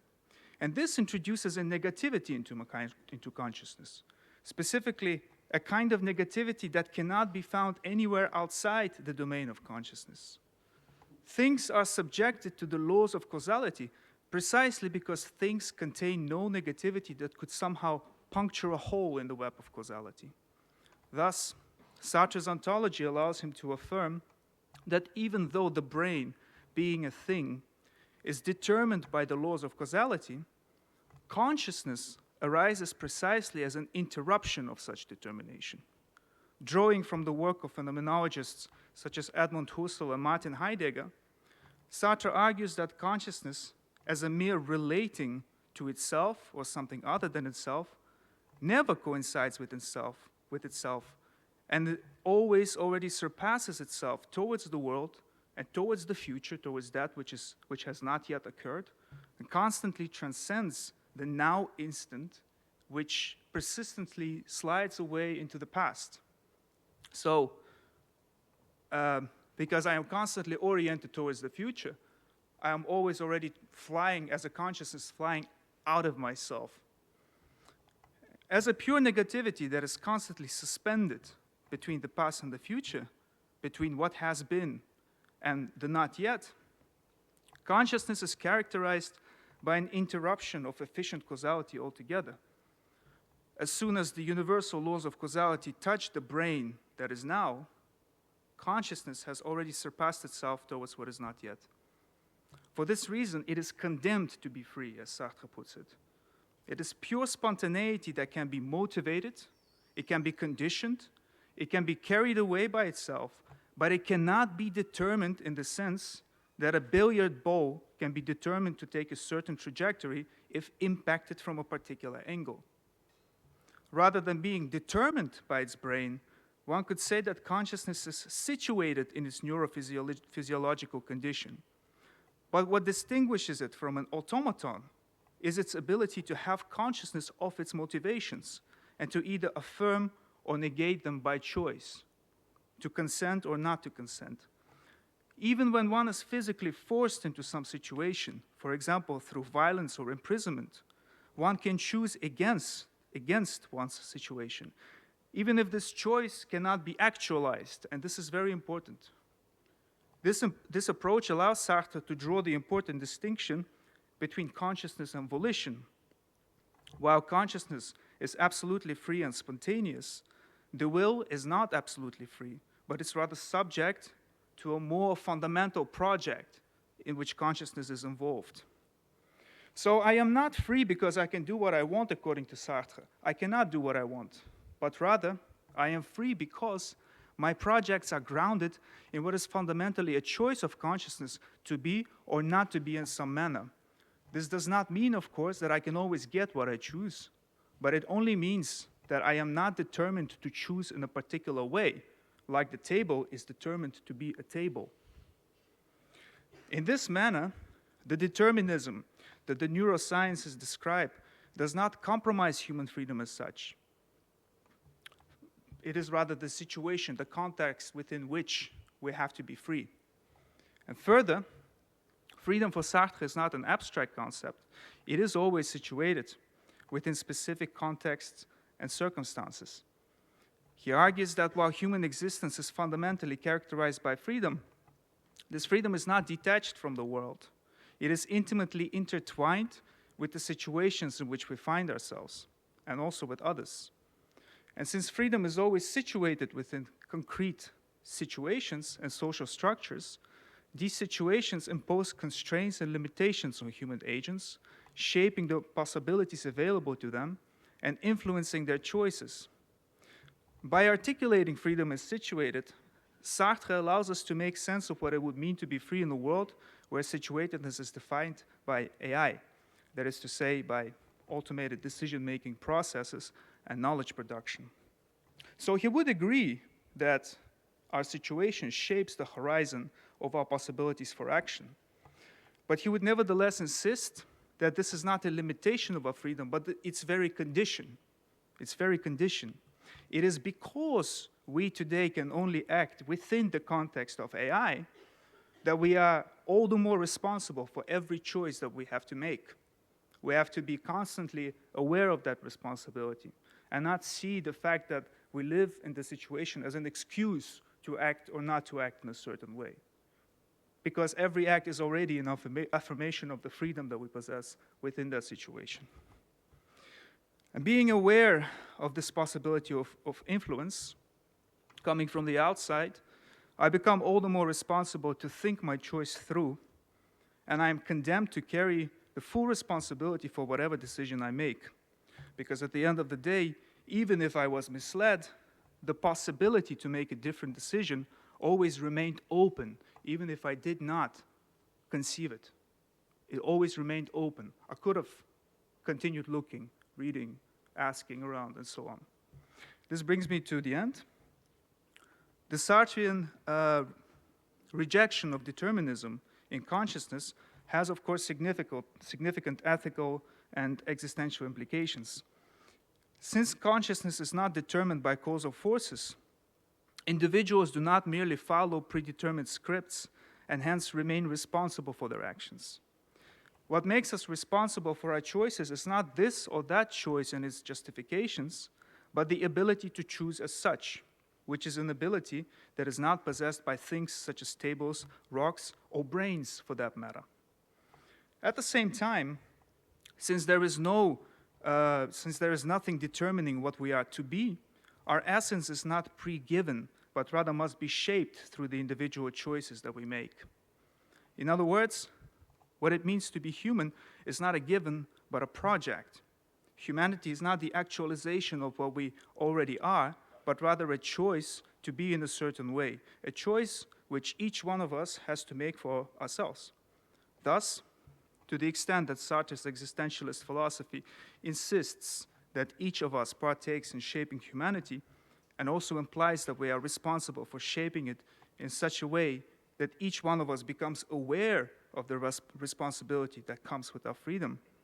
To this extent, his philosophy implies a humanism. It is a humanism because it highlights the significance of human agency in shaping oneself as a human being, shaping one's existence and values. And by asserting that individuals are not predetermined by any fixed essence. Please go to the conclusion. Yes. So, to conclude, essentially, the more our freedom becomes compromised, the more responsible we become to act in accordance with that responsibility. Thank you. Thank you. Not so brutally to the conclusion, maybe. You could have a couple of minutes again. Yeah, I would have said the same thing, but longer. But... Thank you. Thank you very much for this interesting lecture. We have a space for questions. Not too many. Maybe yes, please. Now let us summarize the day with Sartre's philosophy.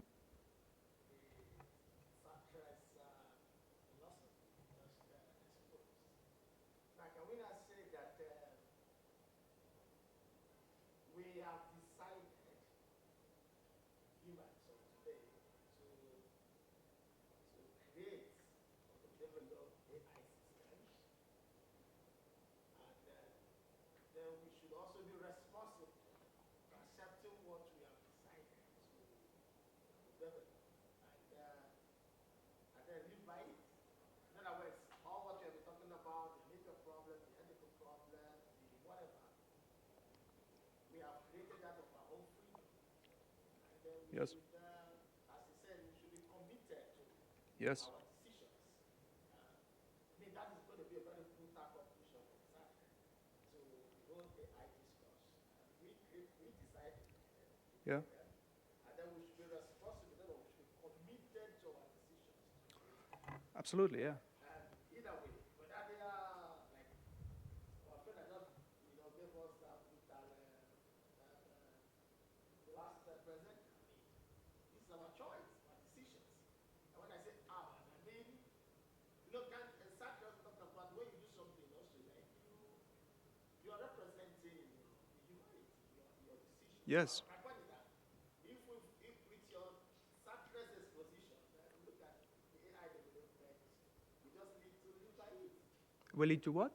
To live by it, to be committed to our decisions to develop artificial intelligence systems, however the consequences they are. Well, we are always committed to what we do and the situations in which we find ourselves in, Sartre would say. If you take something simple like friendship, I always choose my friends.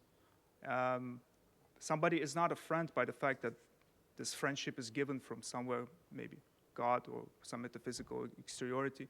It is me keeping it intact. And this counts for everything I do in my life. This also counts for the society as a whole. We have created this situation in which we find ourselves. So it is an expression of our freedom. And whenever we claim that we have done something, to go back to the example, this man in Belgium who committed suicide because his AI bot convinced him to do, it wasn't the AI bot that forced him to do this. He did it by his own consciousness, by the affirmation of his own will. So even in the last presentation, it was presented as if this machine, this algorithm, had some sort of metaphysical determining power over this person, which is probably that he would have, if he had to justify himself, would have said it as well. He would have said, well, I had no choice, I was convinced, but every step of the way, he had to retake the choice to kill himself.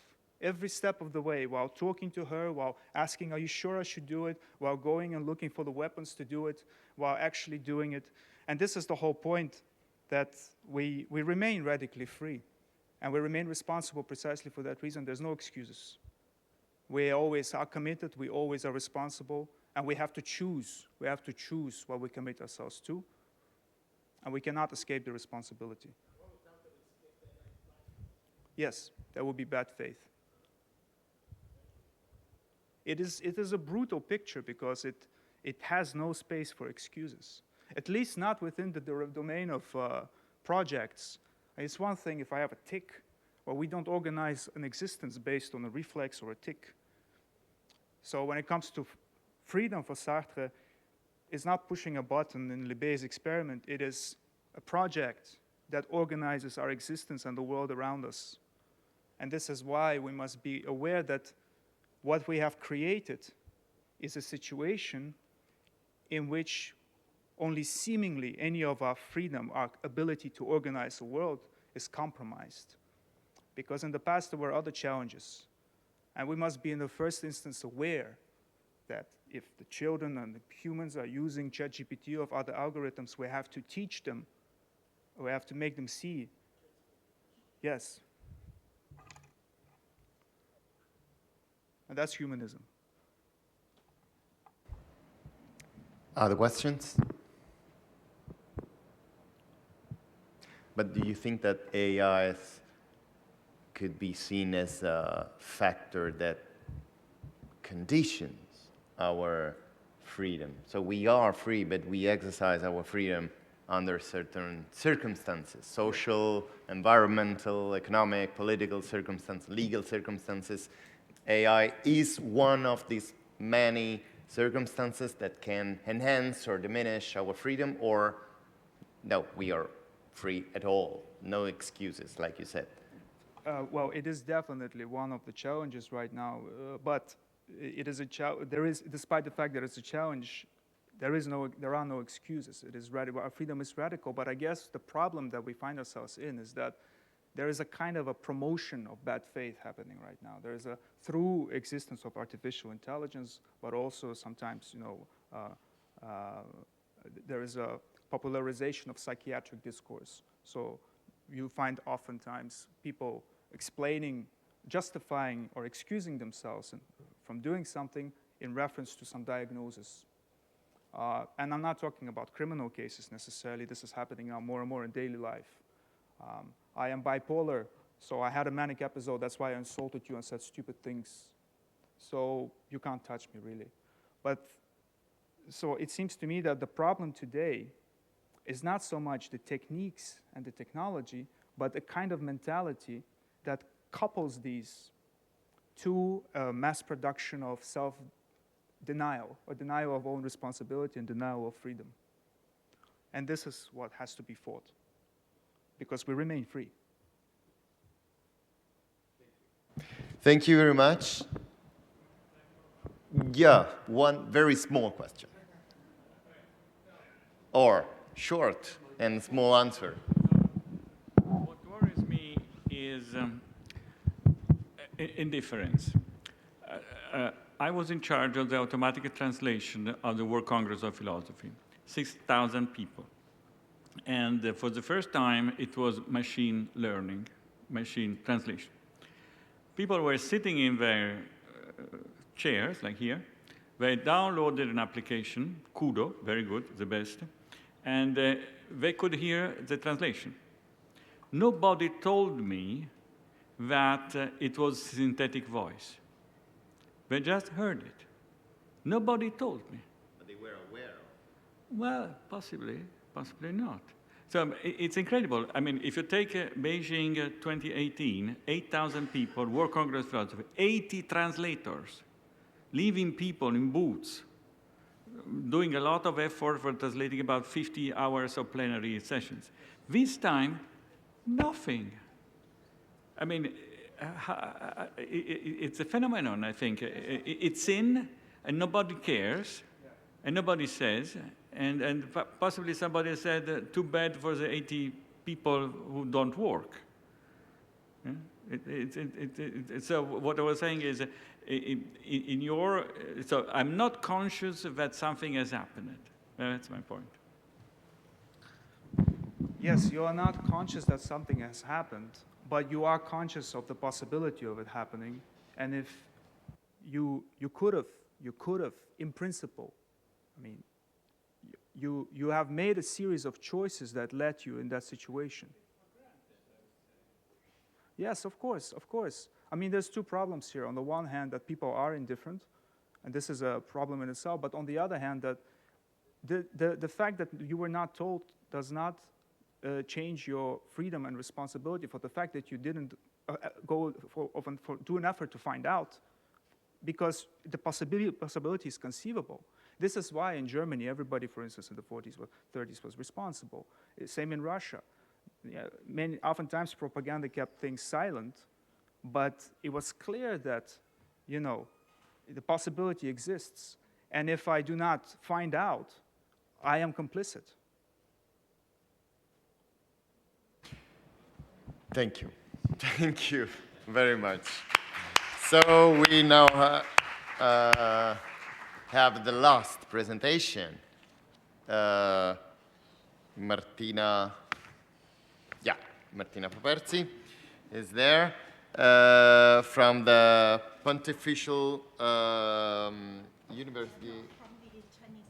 No, Chinese University of Hong Kong. There is an error in the list. So you should be there. It's a. There are some problems. I think it's There are no Big enough? No pictures? Okay. You start your presentation and I will fix this. Okay. Okay, so If you yeah. might argue. This one, just Yes. Okay, as you might argue from the title, my very, very brief. just Okay. Could you hear me? Okay. As you might argue from the title of my presentation, Replacement versus Supplementation, the Human Body and the Challenges of Restorative and Augmentative Technology, my very, very brief presentation, I promise, addresses the challenges posed to our, conceptual and existential understanding of the human body by recent progress in restorative and augmentative technology. For the purpose of this discussion, the term restorative and augmentative technology is not intended to encompass technologies based on gene editing and other biochemical techniques. The term refers to information and automation technologies that serve to restore or enhance the user's motor and sensory functions, as well as the associated... It works. Ah, okay, thank you. Perfectly. So, I repeat myself.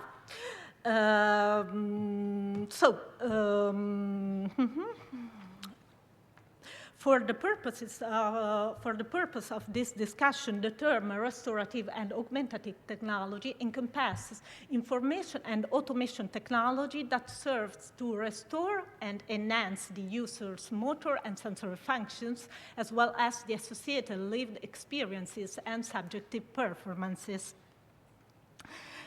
The term restorative and augmentative technologies, such as implantable chips and wearable robotic systems, are sometimes referred to as cyborg technology due to their intimate interaction with the user's body. Here are some examples from Neuralink, Denis-Claude Lab and Max Ortiz Catalan Lab.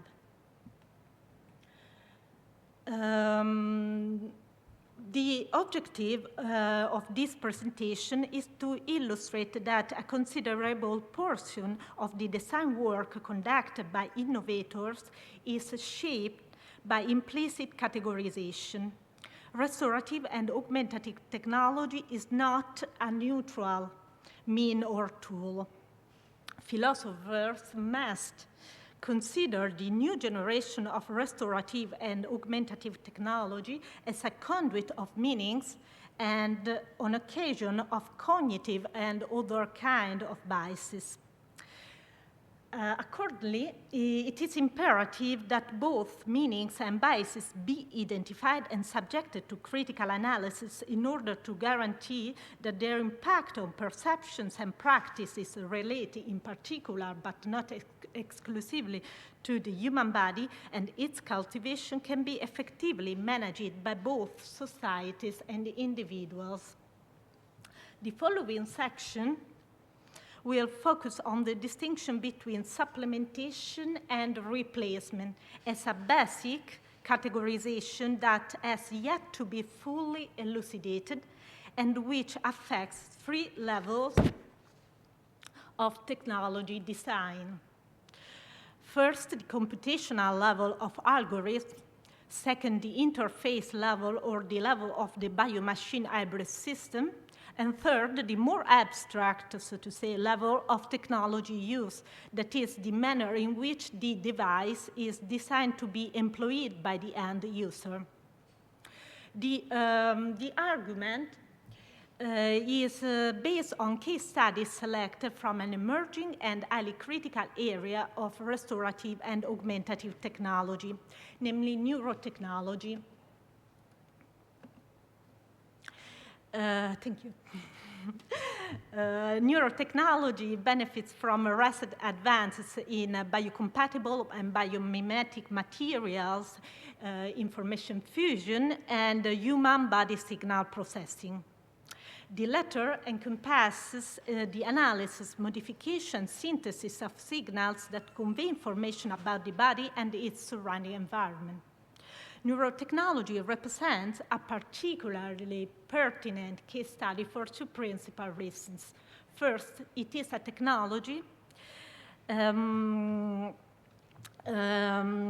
has a profound interface with the body, with the majority of the human-machine interaction occurring at the cerebral cortex level. Second, it is a technology with a potential to bring about a revolutionary impact on all the dimensions of the user's body, including physiology, behavior, experience, and subjectivity. So the first level, the level 1, the computational level, or the level of the design of algorithms. The majority of contemporary restorative and augmentative technology is founded upon sophisticated computational models. For the purpose of this discussion, it is relevant to note that such algorithms embody a categorical distinction regarding the function of the technology. There are algorithms that support the intrinsic computational power of the human body, so-called bio-inspired computation. One example is the neural encoding algorithm of current visual neuroprosthesis, which map digital data received by a camera into analog outputs and deliver them to the optical nerve via microelectrodes. Conversely, algorithms can also serve to substitute the body's intrinsic computational processes. In such instances, the signal is operated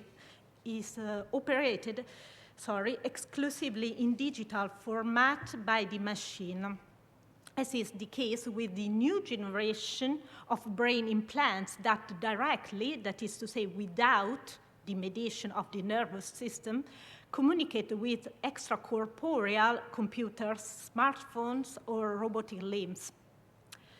The second level is the interface level, or the level of the design of the bio-machine hybrid system. The implicit categorization of the technology's function also informs the technological system that interfaces with the user's body. The human-machine interface may be designed to serve a supplementary function. That is to say, it may be created with the objective of supporting a bodily function, such as vision, for example. As illustrated by visual neuroprosthesis, the interface serves to restore the user's visual system through the use of an implant unit that electrically stimulates visual neurons. However, it may also be designed to serve as a substitute. In this case, the implant unit bypasses at least some of the crucial components of the human body's sensory or motor pathways. The third level, the employment level, or the level of the design of technology use. From the perspective of technology use, it is not merely the physical body that is implicated. Rather, the lived experience and the subjectivity of the body are also at stake. A dichotomous conceptualization of technology use is articulated by prominent figures within the neurotechnology industry. Daniel Cook, for example, the founder of iMind, has highlighted that brain chips that connect the brain to the computer have the potential to diminish the significance of the human body, both as a lived experience and a constituting subject. In his words, and I quote, "You can forget about your animated human body and just focus on what's happening in front of you," end of quotation. What's happening in front of you is a new kind of high-tech reality, the so-called neuroreality, generated by machines that communicate directly with the human brain. Philip Sades, one of the founding members of Neuralink, asserts that, and I quote, "We don't need to understand the brain to make engineering progress. It is enough to get neurons to talk to computers, and machine learning can do much of the rest." End of quotation. The brain chips developed by Neuralink are referred to as the link.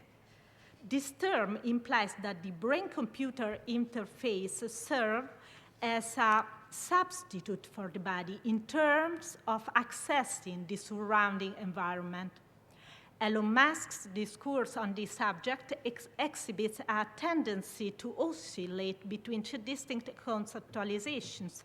The first being that of a body replacement, which, as Musk himself has stated, represents the symbiosis between the human brain and digital technology.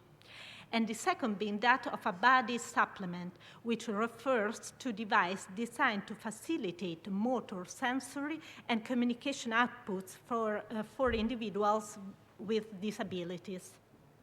So,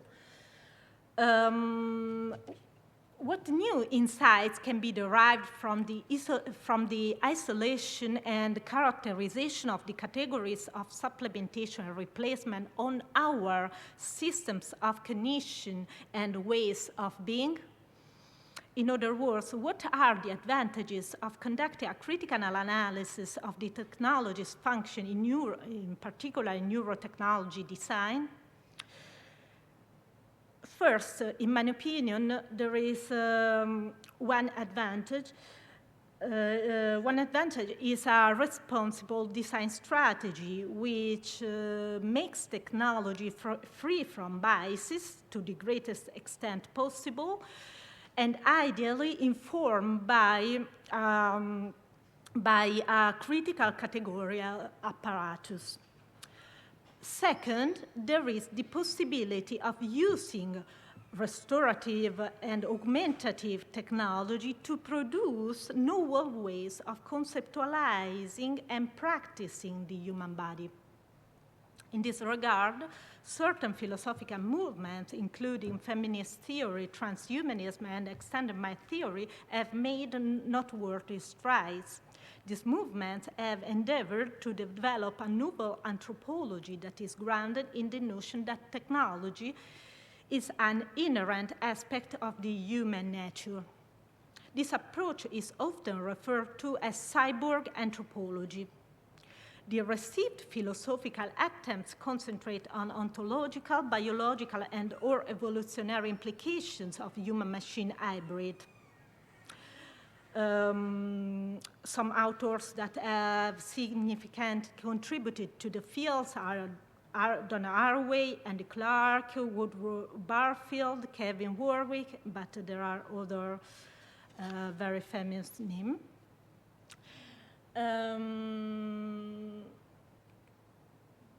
So, as post-phenomenology and more recently computational phenomenology have emphasized, elucidating the phenomenality and subjectivity of the new human condition is of the utmost importance. What is overlooked by existing studies is that elucidation cannot be reduced to a mere theoretical endeavor. It is also, and perhaps above all, an existential challenge. In the present information age, there is a tangible risk of abandoning established practices of personal cultivation, viewing and treating the body as an impediment to be surmounted through the use of brain interfacing devices. Replacement designers posit that an implanter, but also a wearable machine, operates with greater speed, efficiency, and on a more expensive set of data than the natural body. It is evident that the artificial substrate is more functional than the natural one. To mitigate the risk associated with this radical form of functionalism, it is imperative to cultivate the technologically restored or augmented body as a lived experience and as a subject, in accordance with Merleau-Ponty's very famous assertion that, and I quote, "I cannot understand the function of the living body except by enacting it myself, and except insofar as I am a body which rises toward the world." End of quotation. From this perspective, users, and in particular designers of the new generation of restorative and augmentative technology, including neurotechnology, should endeavor to cultivate a novel perception and practice of the body, particularly with regard to bodily experience and subjectivity. The question of which content and format are most suitable for achieving this educational objective remains open, as does the question of which institutions are best positioned to facilitate a new existential approach to the design and use of restorative and augmentative technology. And I look forward to learning from your suggestions, comments, and ideas on these matters. Thank you very much for your attention. Thank you very much for this presentation. To be the last one is not easy because everything is really tired. Everyone is tired, and so. But you made a very good presentation, a very interesting speech. Thank you again. Thank you. Questions? We have 5 minutes, 3 minutes, so we have a small. Yeah, please, small space. Question. First of all, great presentation. You used the word cultivation Yeah. as opposed to construction, and I was just wondering if you could describe, say a little more about why you described it as a cultivation and not a construction when you're talking about technology. Yeah. This is in line with my suggestion that the real point is the real challenge is the existential challenge to live and to be the subject of this, so to say, technologically integrated body. And this is the reason why I opt for this terminological. I opt for this term cultivation. This is I hope to shift the attention from a constructivist point of view that is largely used in the debate around neurotechnology towards a more existential point of view that stress the several dimensions of the human body, and above all the experiential and the subjective one. This is the reason of the terminological choice. May I ask you just the question you raised by yourself? So, which institutions are best positioned? States, markets, educational institutions, churches? I don't know. What do you think? The answer is not univocal, of course. I don't want a definite answer, but what's your opinion? And in my opinion, educational institutions are best positioned for at least for promoting this conceptual shift toward a more existential approach to not only the use of this new generation of restorative and augmentative technology that I call neurotechnology, but also the design, because my presentation focused on implicit categorization that are embodied into the technology by of course, maybe cognitive or axiological biases that inform the mind of the designer of this technology. So I think educational institutions are best positioned for this. And maybe there is place also for a legal regulation, but this is a very complex topic. It is not my field of expertise. Thank you. Thank you very much. Thank you. Oh, yes, please. Yeah, just on the same line than the last question. Here, use this one. Sorry. Yeah. On the same line than the last question, I know that certain companies, I've forgotten the names, have proposed to have Olympic Games with people using restorative and augmentative technologies. What do you think they're about?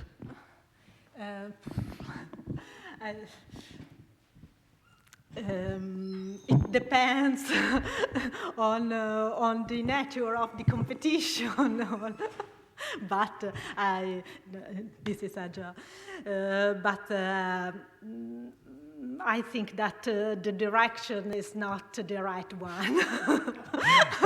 This is not the right direction to approach this.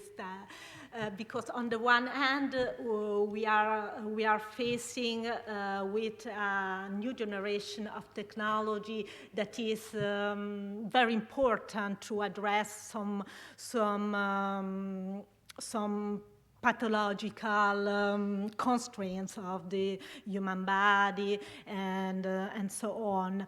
And so we must learn to integrate this new generation of technology within our system of knowledge, conceptual system, but also our existential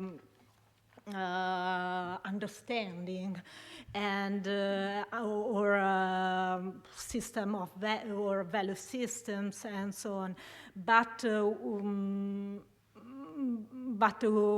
we have to be very careful to respect the dignity of the users of this technology because they experience a very challenging condition where the body is deeply transformed. It's deeply transformed because the technology interface directly with the brain and the nervous system. So this is tricky question. But it's interesting also because it links our session with the session of tomorrow, the keynote lecture that Laura will give us tomorrow, Health at the Time of AI and Neurosciences. So my conclusions is to thank you for having survived, having been here. And I just want to remember that the session, tomorrow we won't be here. We will meet at the Notre Dame University of Rome, which is just behind the Colosseum. So not here, not in this side of the city. You have to cross the river and go to the Colosseum, which is quite evident in Rome, so you can find it easily. And just behind the Colosseum, there is this university at 9 o'clock. Okay, you have many ways to reach the Colosseum. I suggest you to walk. Yeah. I strongly suggest you to walk. It's a very good path to go there. By feet, yeah, half an hour from here. It's not too far. You can do it. Thank you all.